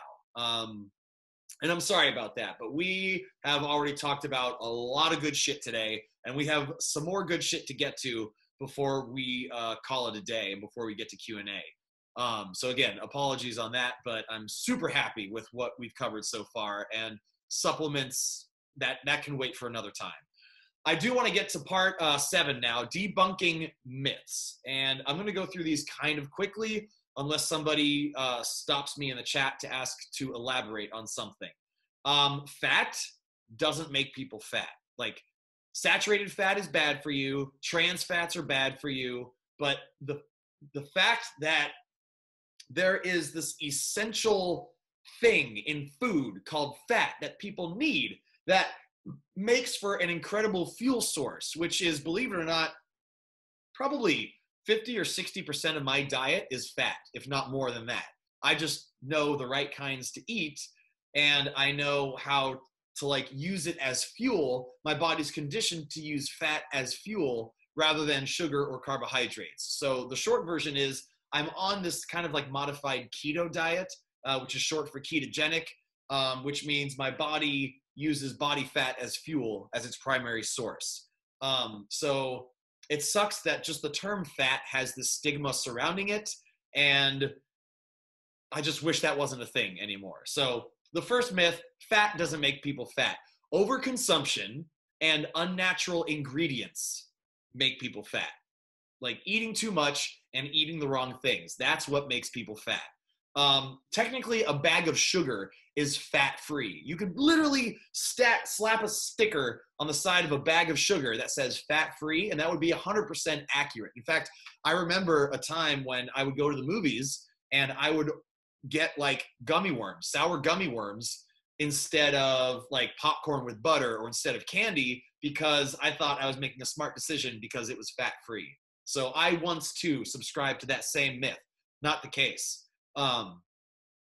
Another myth, how a muscle grows. If you go to the gym, or if you're working out outside or whatever, you're doing push-ups or squats or whatever you're doing, if you're engaging your muscles, you don't build muscle when you're working out. The short story is you're actually breaking it down. When you lift a weight or when you put your muscles under pressure, you're tearing your muscles just a little bit. Like when you're sore the next day or the day after that, that's because you've torn your muscle so much to the point that you're actually sore to the touch. Your muscle rebuilds after you work out. So if you go to the gym, that's why the first meal after the gym is so important. It's how you fuel your body when it's in this state of nourish me. I've just worked really, really hard. You've put me under a lot of stress, and now I need to rebuild bigger and stronger. That's how a muscle rebuilds itself. It's how you fuel yourself after a workout has a huge impact on how your body rebuilds itself. So if you've ever been in that situation where you're well, I just worked out, so I'm going to, get a fucking bag of donuts or whatever, that's not the fuel that your body needs immediately after a workout. At the same time, though, after a workout, your body's metabolism is jacked up, and as I said, it is in the state of fucking feed me. So if you're going to indulge, it's a little bit easier on your body if you do it right after a workout, because your body's going to process everything a little bit faster. But you should still take in adequate protein, carbohydrates, and fat with whatever you're eating at the time. You cannot lose fat from just one area of your body. When I was a trainer in Chico, all the time, I would get women in their late 30s, early 40s, sometimes 50s, who would have the saggy underarm flab. And they were just like, can you make this go away? And I'm like, I can, but that means that fat everywhere needs to go away. You cannot, unless you're doing liposuction and you can pick and choose where that fat's coming out, you cannot lose fat from one area of your body. You can, however, work muscle and develop muscle in one area of your body. So every woman I worked with that wanted to get rid of the arm flab, I would always do a lot of tricep exercises, which is the muscle in the upper arm, so that as we were losing fat, they were hopefully at the same time developing that muscle so that that specific area of their body became less problematic for them. And like in general, expectations kind of need to be reset. Like the fitness industry wants you to believe that there is that quick fix that I addressed in the beginning, right? The 6-week plan, the 8 secrets to a beach body, the only ab workout you'll ever need, all that fucking horse shit. That is not how it works. I had a friend of mine, an overweight friend when I was younger named Joaquin. And at some point above his bed was this like list of exercises, of crunches. And like, I didn't know this at the time because, again, I was subscribing to a lot of bullshit myths too. But the idea was that he would wake up and do a bunch of crunches because the thought was that by doing crunches, he would lose weight around his midsection. Now, crunches, obviously, they do something. They're helpful to develop your abdominals, but it wouldn't help him lose weight at all because all he's doing is developing muscle that's underneath the body fat. It goes, the muscle is internal. On top of your muscle, you have body fat. On top of your body fat, you have skin. So the only way that he was going to get leaner and lose weight was by losing body fat, and that's through cardiovascular exercise more than anything else. It also helps if you lift weights, but mostly cardiovascular exercise, running, swimming, the elliptical, anything that gets your heart rate up and keeps it there. And 80 to 90% of that equation is diet. And his was not good at the time, which is why he didn't lose a lot of weight. So, and I feel like now's a good time to remind everybody, like, what works? Work works. So there is no quick fix. Anytime you see 8-minute abs or the secret to a flat belly or whatever it is, it's all garbage. The secret is not a fucking secret. The secret is work works. It is really easy to get lost in the numbers. And this is, I guess, less of a myth and just more of a red herring, I guess, that, again, the fitness industry would love to have you believe. Numbers are tools. They are not the goal. And that's not to say that numbers can't be a goal, but for a lot of people, the numbers, you know, you weigh yourself because you want to know that you're losing weight. And that's fine. If that's what motivates you and that's what works for you, if you are a numbers-based person, then great. Stick with whatever works for you. But if you're trying to lose weight and feel better in your body, I highly suggest not weighing yourself because it is so easy to get obsessed with the number and like weigh yourself every day and take your body fat percentage and make sure you're getting enough steps and make sure you're burning enough calories. It's just overwhelming. And if you're not seeing what you want to see, it gets frustrating and ultimately it can be defeating. I'm guessing I weigh between 190 and 195. I have no idea how much exactly I weigh right now. I only weigh myself if I'm going to the doctor's office. If I can avoid weighing myself, I do, because the number is not the end goal. The end goal is feeling comfortable in my body, having the energy I want to have, the sleep that I want to sleep, and feeling good about how I look. That's the end goal. And the numbers are a tool to get to that end goal. But if I'm obsessing about the numbers, I lose sight of the goal. So if that makes sense to you, and if that's the approach you want to take, then I would go by how your clothes feel when you put them on. Is that shirt that's a little bit too tight? Is it getting looser? Are you carving out more notches in your belt? Is that pair of pants that once fit, is that going to be able to fit again? Use those kind of benchmarks as progress, because it's easy to obsess over and feel defeated by those numbers if you let them get the best of you. And a friend of mine, we didn't talk about this prior, so I'm not going to say who it was, but like a friend of mine shared with me that they went on a jog and they were upset that they didn't burn as many calories as they once thought. And I was like, you went on a fucking jog. That's amazing. Like, to celebrate the fact that you went on a jog. Don't let the numbers get you down that you didn't burn as many calories. It's like, well, I went on a jog, but I wish I would have burned more calories. No, you fucking went on a jog. That's amazing. That's huge. And those are the decisions that, when you make them consistently, add up to results. It's not that you burn fucking 250 calories, you know, going on that jog and you wish it was more. It's the fact that you went on a jog. So, like, when you go to the gym, if you go to the gym, pay literally no attention to how many calories you burn. I hate the fucking Apple Watch because everybody's like, well, I got my steps in today and I burned this many calories and my heart rate was at this. And again, if that's what keeps you motivated, by all means, like, stay motivated, whatever you need to do to stay motivated. But if you're letting, you know, the fact that your heart rate was 10 beats per minute higher yesterday than it was today, and you can't feel good about the exercise or the jog or the walk or the swim or whatever it was, then re-examine how much value you're putting behind your numbers rather than the steps you're taking to make fucking progress. And like the fitness industry, again, they want you to focus on the numbers because it keeps you attached to their products and attached to their system or their machine or whatever it is. It's just, I don't know. If it again, to each their own. If it keeps you motivated, then great. But in my experience, the further I've been able to detach myself from the numbers, the more I've been able to attach myself to how I look and how I feel, and that's what's most important to me. The numbers are useful tools, but ultimately, it's how you feel about you that's what matters. All right, let's get into our fucking feelings. Balancing mental and emotional health. The gym is often referred to as, and I've referred to this as many times, as a form of therapy. But it does not replace actual therapy, which I've been going to for almost 2 years, and I wish I had done it years ago. Therapy is the fucking best.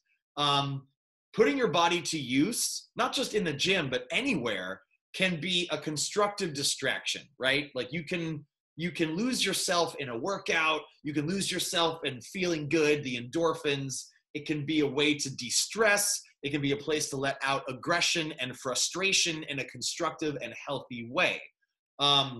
Putting your body to use can also lead to a better mind-body connection, kind of what Danny was alluding to earlier, that makes you just feel more capable, like, in general, and also just more in touch with your body. And I see Jack in the chat agrees. Danny agrees with mental therapy. Like, it's a therapy in a way that actual therapy isn't. But accessing your feelings in the gym, like, it, you know, you can put, like, between your body coming alive and the music you're listening to, like, I'm able to get into my feelings. I'm able to, like, kind of dive inside myself and really get into what I'm feeling that day, whether it's positive or negative or everywhere in between. But accessing your feelings and talking about your feelings is not the same thing, which is, again, why I cannot recommend therapy enough. And therapy is a lot like getting acquainted with exercise. It sucks at first, and it's scary and awkward and exhausting, but you get better at it if you stick with it. And as you start seeing and feeling results, and in this case, as you start, like, getting more in touch with your thoughts and feelings and how you process shit, you're motivated to dig deeper and work harder, just like you are with exercise. And I'm pretty good with words. I cannot even fucking describe how good it feels to have a better understanding, getting better acquainted with, like, having a better relationship with your thoughts, your feelings, and your body. And that right there is like the holy trifecta of overall wellness. And when I talk about the relationship between exercise and emotional and mental health, and I'm getting to meditation, I cannot applaud my next guest enough for the work that they have put in, and I almost don't even want to say anything about them before I bring them on. I want them to tell their story in their words because they have a fucking amazing story. So at this time, everybody, please welcome John. John has an unbelievable fitness journey, and I feel like when we address the relationship between physical health and mental and emotional health, John is the first person that comes to mind, and I appreciate you being here and sharing your story, bro. The floor is all yours.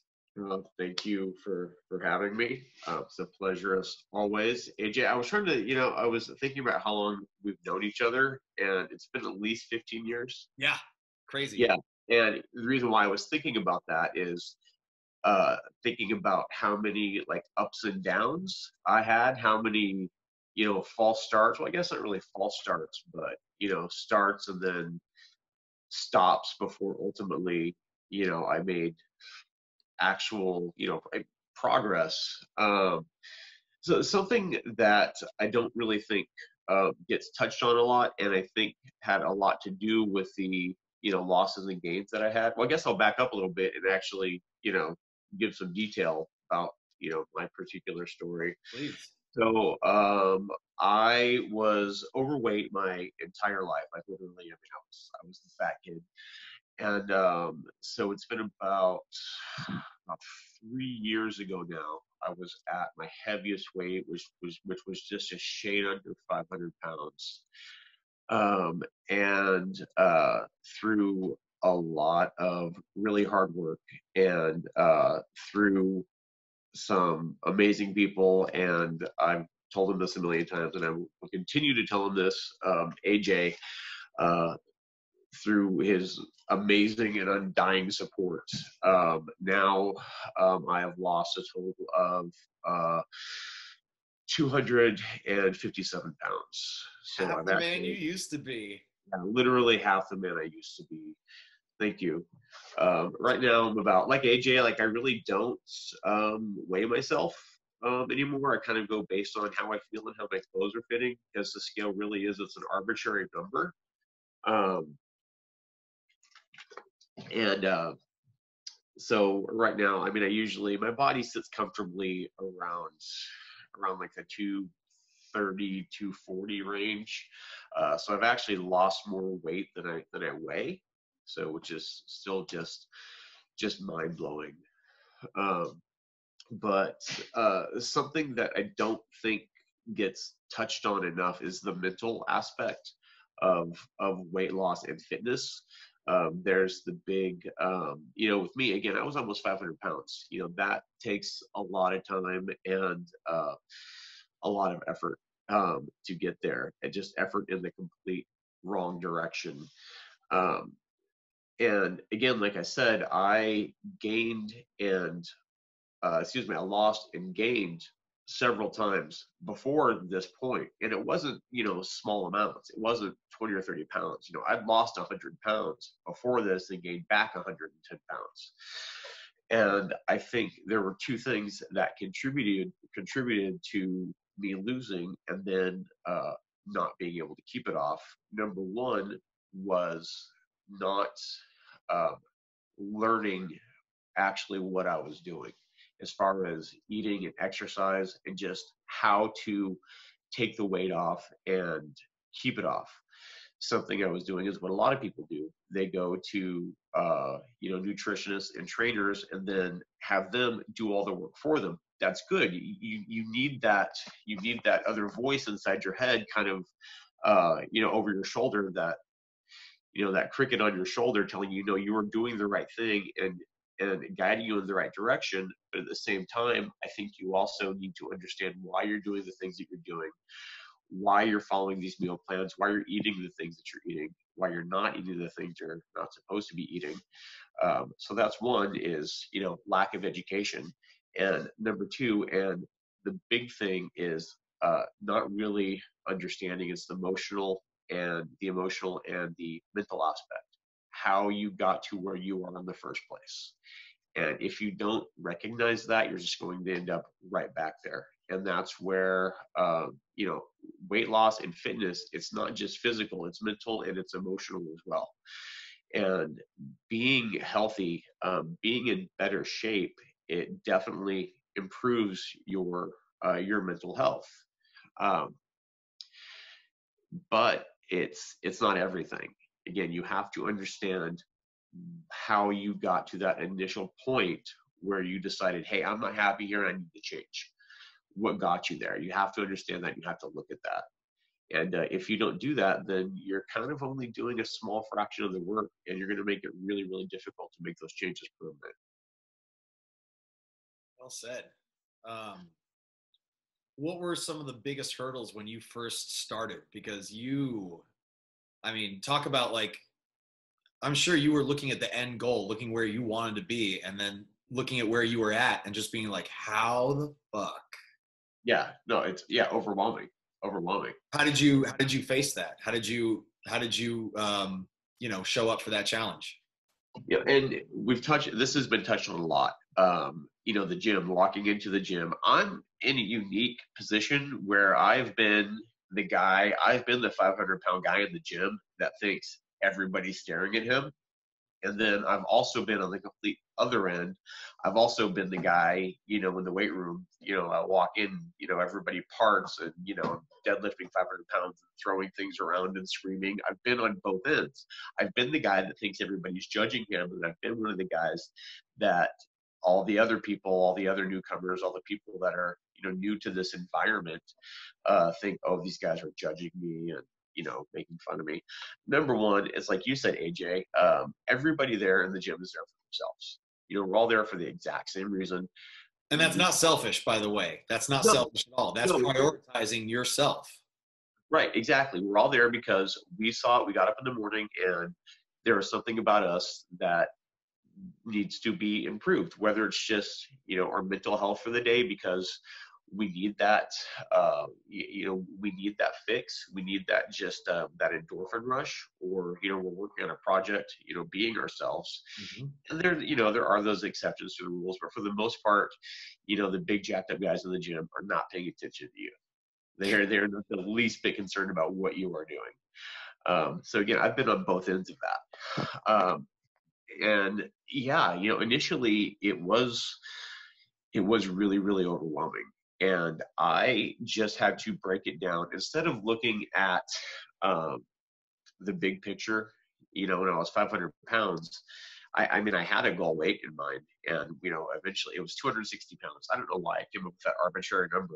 And I blew past that. Eventually, you know, on the way, I'm going to use a really weird analogy here. You ever see the movie Knock Around Guys? No, I haven't. Yeah, there's this really, really awesome scene where he's talking to this guy about how many street fights he's had.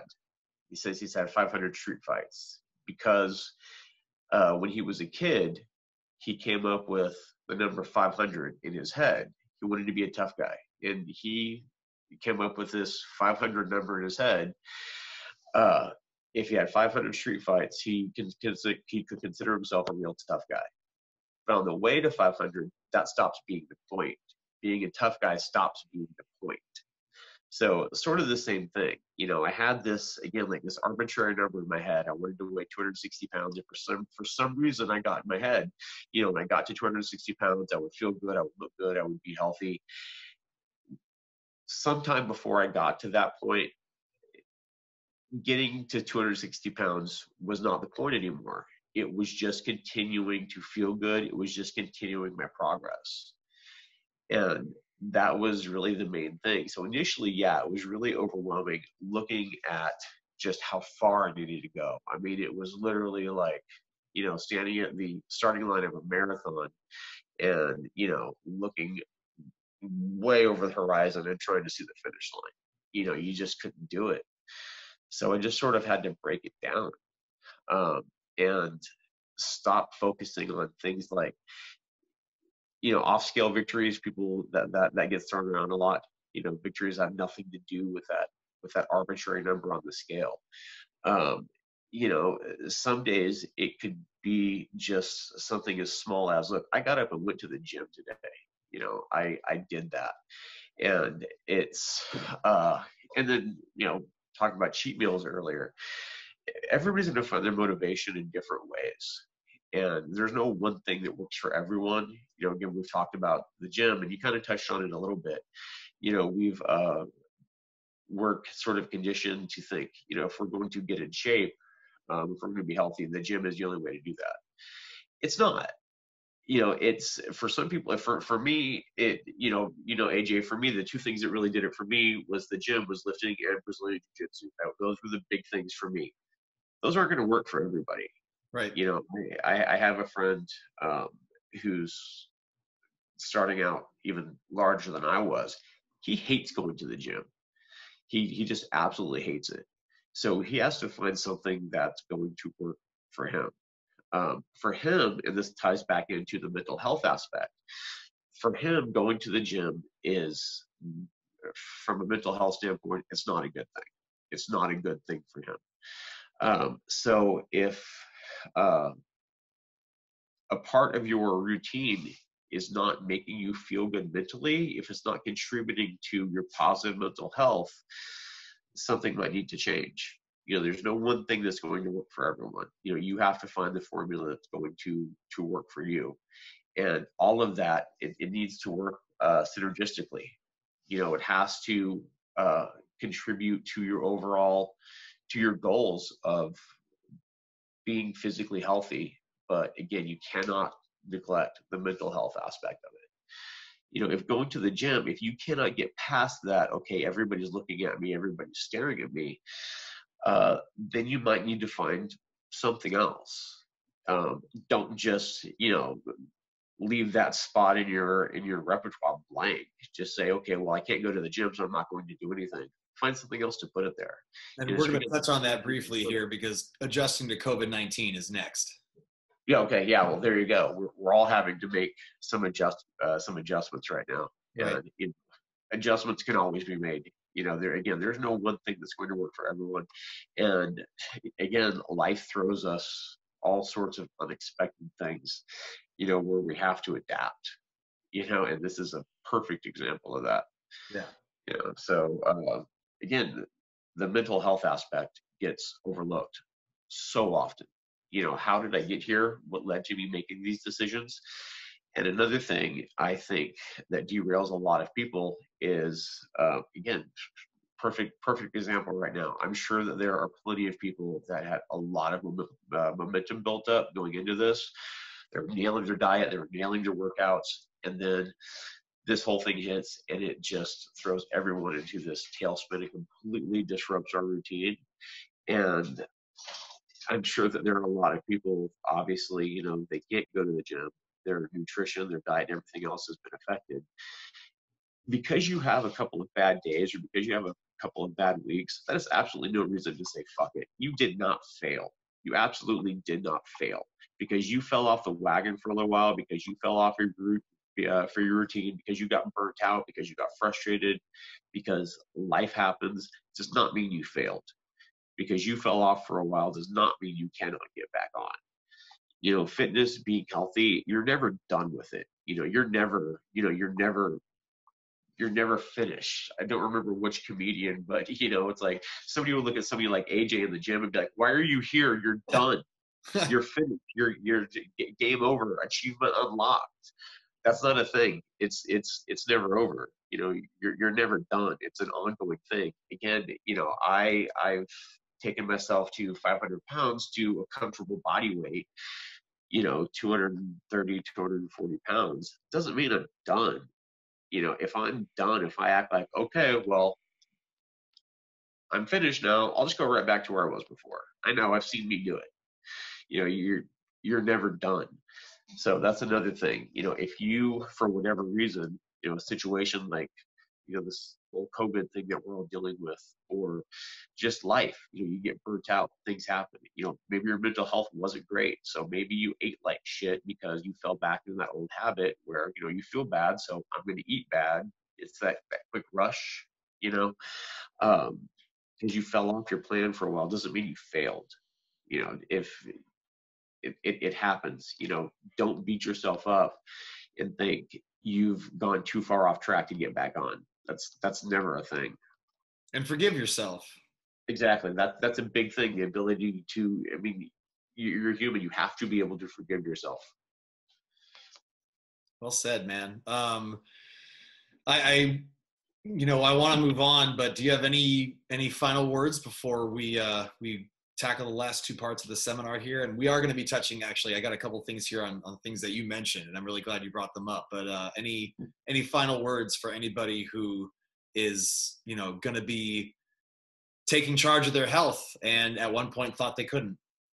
It's overall, I'm not special. Like, there's absolutely nothing special about me. Again, you know, I was 500 pounds. If I wouldn't have changed something, I would have been dead. I'm 43 years old. You know, I'm not super young.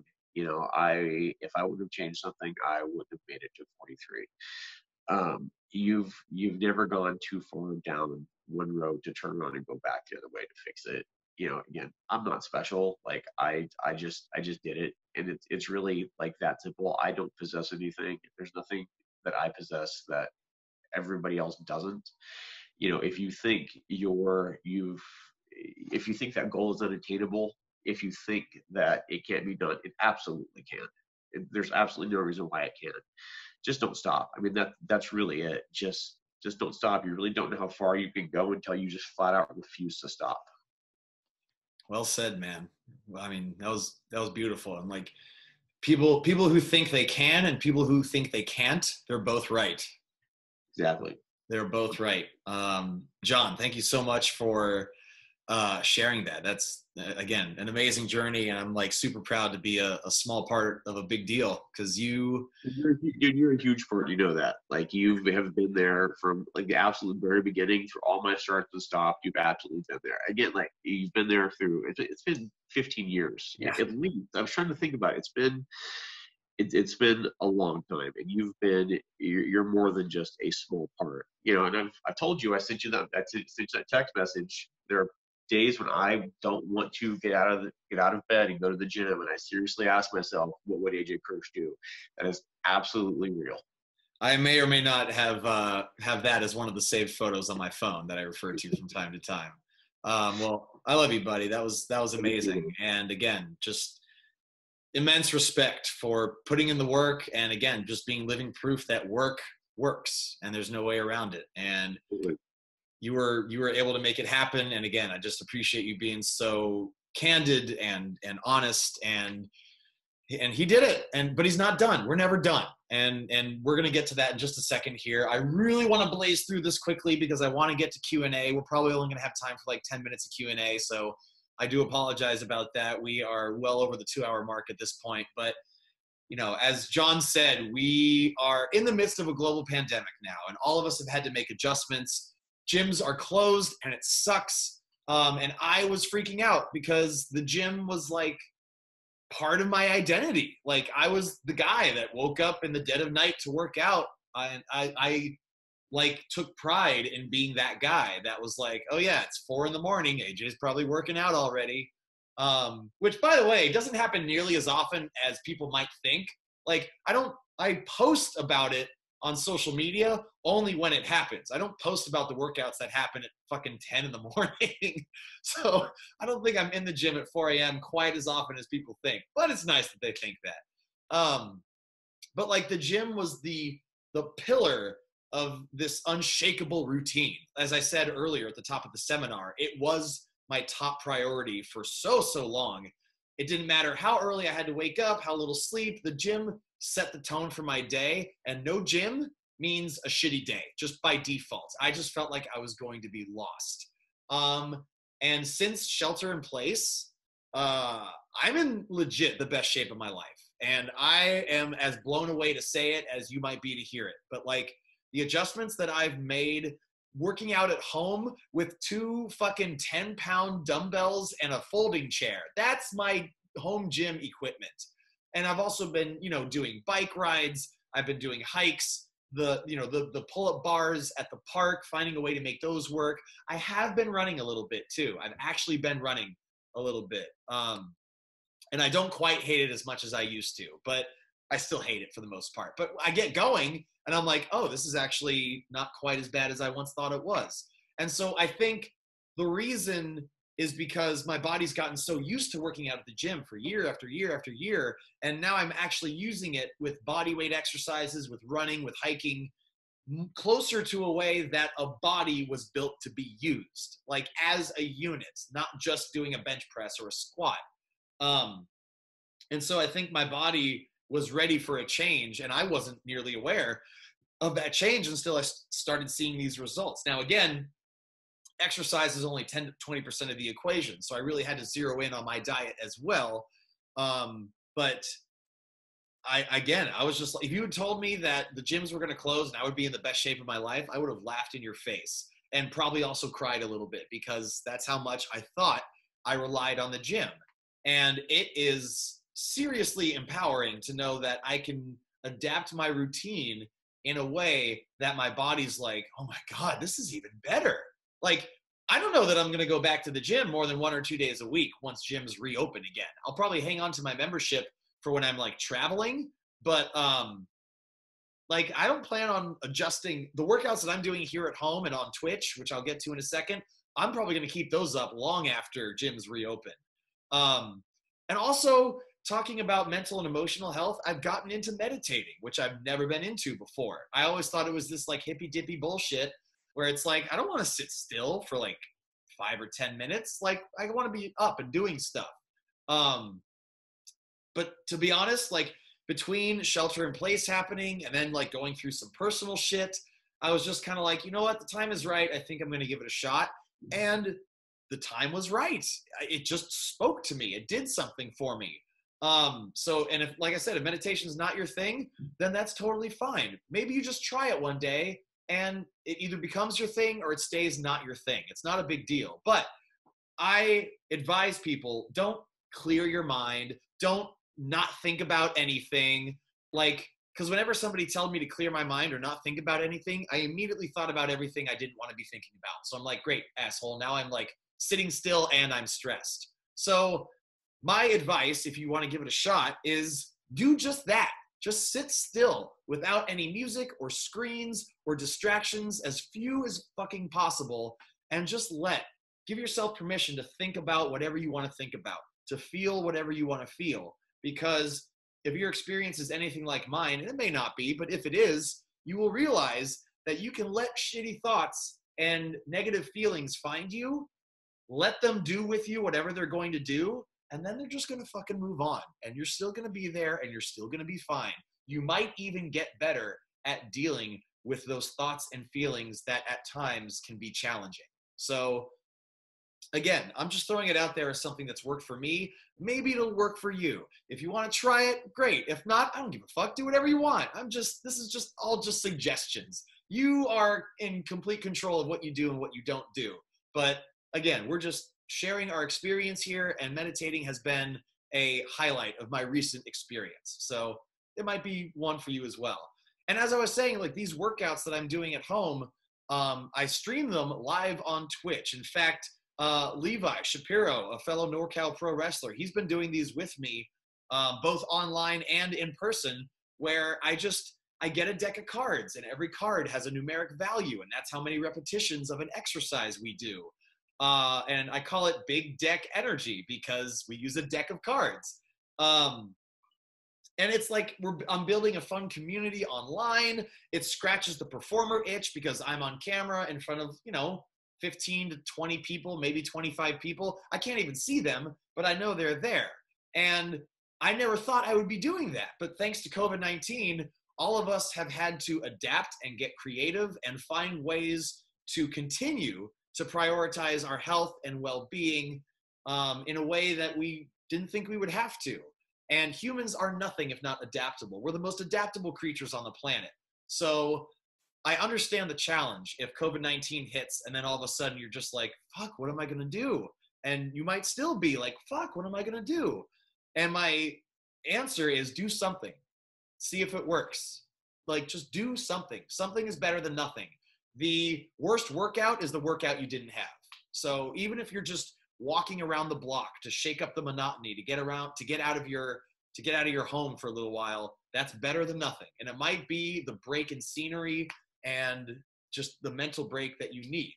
And I've learned from COVID-19 to allow some breathing room in my routines. Like, you just might stumble upon something that works even better, something that you enjoy even more, that gets you better results. You might realize the strength in being that adaptable and not being like, oh no, if the gym's not open, what the fuck? Like, who am I? How am I going to get my fitness? How am I going to work out? Just like the numbers I referenced earlier with your weight or your steps, like, the gym is a tool to physical fitness. It's not the only tool. And I got way too obsessed with the tool I was using to get to a place that I felt good about how I looked and how I felt. I was so consumed with the idea of the gym closing that I was like, I don't know what I'm going to do. And now I am loving what I'm doing even more than the gym, because my body is, I've never been happier with my body. And that's pretty fucking amazing. So we are finally at the end of the seminar. We are at closing thoughts. And as John said, as you get better, your idea of better changes. It's not necessarily this number, or it's not necessarily this body fat, or, you know, it may not necessarily be the dress that you put on someday. Like, that's a great like thing to strive for. But by the time you get there, you might feel differently about it. And that's okay. It changes as you change. And not a lot of people can wrap their minds around that. And as John said, you're never done. Like, your fitness and your overall well-being is as much a work in progress as you are. You're done when you decide you're done. And you don't have to make physical fitness your top priority. You don't have to spend hours meal prepping or count calories or even work out every day. But you do have to make changes. You do have to make it a priority. And those changes could start as something as replacing crackers with cucumber slices, or drinking more water, or making a point to get more sleep, or trying an online yoga class, or asking a friend for advice. But like I said, it has to be a priority. And my God, why wouldn't you? Why wouldn't you prioritize how you feel every waking moment of your life? Like, how do you not prioritize how capable you feel just in your entire existence? How happy you are with yourself? Why is that not the top priority? Just being happy in your own skin, happy in who you are. Like, that is as real and as deep as it gets. And it can't come from anyone or anything else. Like, I can fucking yabber on about health and fitness all day. Ultimately, it has to come from you. Like, it has to come from you. And it's in there. It's in all of us to do it. You just need to decide if you're going to allow yourself to do it, if you're going to let that out. And you can make that decision literally, like, right in this very moment. Like, as I'm talking to you, you can decide that right fucking now. I'm not telling you to look at the number you want to weigh. I'm not telling you to look at the body that you want to have. But I am telling you, in this moment, as you are listening to every word coming out of my face right now, you can decide that it's different from here on out. And, like, that is, in short, how you get your fit together. So there you have it. Well, I appreciate all of you being here. Hopefully you found this seminar helpful. And if you have any questions, now would be the time. I'll keep an eye on the chat. And it looks like I'm all caught up. If you have any questions, you know, anything fitness related, wellness related, mental, physical, emotional, now would be the time. And it's okay if you don't too, because we've been at it for about 2.5 hours at this point. How much is it to work with you and get diet plans? I appreciate you asking that. Why don't we talk in private? You can just shoot me a DM or an email. You have my email address as well. So we can come up with something. But if there's something not related to working with me one-on-one, something that, God damn it. Oh, that's Kim. Thanks for the kind words, Kim. She probably doesn't realize we're still going. About intimidation. Here we go. What would you say to someone about being intimidated about going to the gym or working out in general? I think it would help if you did your research ahead of time, which means just reading a ton. The name can be a little intimidating, but I think bodybuilding.com is a fantastic resource. It's not just meatheads and bodybuilders, it's athletes of all experience levels that are sharing their experience. So, I would suggest, it's easy for me to tell you this, but it might be hard to internalize, but everybody is going to be at the gym for themselves. Nobody is going to give you shit for getting acquainted with the gym. So, it's by attending seminars like this. It's about looking up videos on YouTube. It's about seeking out interviews with people who were at one time awkward in the gym. Like, there are people out there who are proud to share their experiences, just as we've seen today. So, I would suggest seeking out those stories, seek out as much information as you can. And when you feel like you're ready to step foot in a gym, just remember everybody's there for themselves, just like you are there for yourself. So my head wrestling trainer, he recommended I do DDP yoga after my knee surgery. Your thoughts? I do not do yoga nearly enough. And I will not hesitate to admit that. So yes, and I had knee surgery too, twice. My knee feels fine now, but I still can't quite extend it as much as I'd like. So yeah, yoga to recover from surgery, 2 thumbs up. I say do it. Thoughts on dairy and the effects on the body? Try to have a lot of milk and stuff, but enjoy cheese to have the fats. I stay away from dairy as much as possible. And I would have gotten into this had we had a chance to go into the supplement parts. But I think it's unnatural for people to continue consuming milk after breastfeeding. I also think it's really fucking weird that we drink the milk of other animals. And if you look at the ingredients in milk and all the sugar and chemicals, it just doesn't make sense for me to want to drink it or eat it in any form. All of the protein powder that I use is 100% plant-based. And other than that, unless I'm cheating on my diet, unless I'm treating myself, I stay away from dairy as much as possible. And I strongly suggest doing the same. If you're running late and have a few minutes to grab something to eat on the way out the door, what are your suggestions? Preferably low carb. Nuts. Almonds are my go-to. If I need a snack on the go and I have 0 time, it's almonds, jerky, maybe a spoonful of peanut butter. Really any nut would be good. Or an avocado. Just grab an avocado. Hopefully you can slice it ahead of time and just eat it raw. But I also am as low carb as possible. So for me, it's jerky and nuts. What are your thoughts on periods of bulking and cutting, and what would be good lengths of those programs look like? I used to do the bulking and cutting thing, but I got tired of feeling super fat on one end of the spectrum and feeling malnourished on the other. So right now, I'm not bulking, I'm not cutting. Right now, I'm just maintaining a weight that I'm maintaining a body that I'm happy with, that I feel healthy in. So I have completely done away with bulking and cutting. I feel like that's only for bodybuilders, and bodybuilders really do take their bodies to the extreme. And remember, bulking is not permanent. Cutting is not permanent, but there is a happy medium in there somewhere that can be permanent if you learn to find it. Last question, and then we're going to call it. What do you do when you have the urge to eat unhealthy snacks? I have a hard time controlling myself. Is whey protein bad for teenagers? I figure out what I like about snacks, and I try to make a healthy version. So for me, I like snacks that are crunchy, salty, sweet, chewy, meaty, all the things. So a healthy snack that I make is dark chocolate chips with roasted salted almonds and like cut up really tiny pieces of jerky.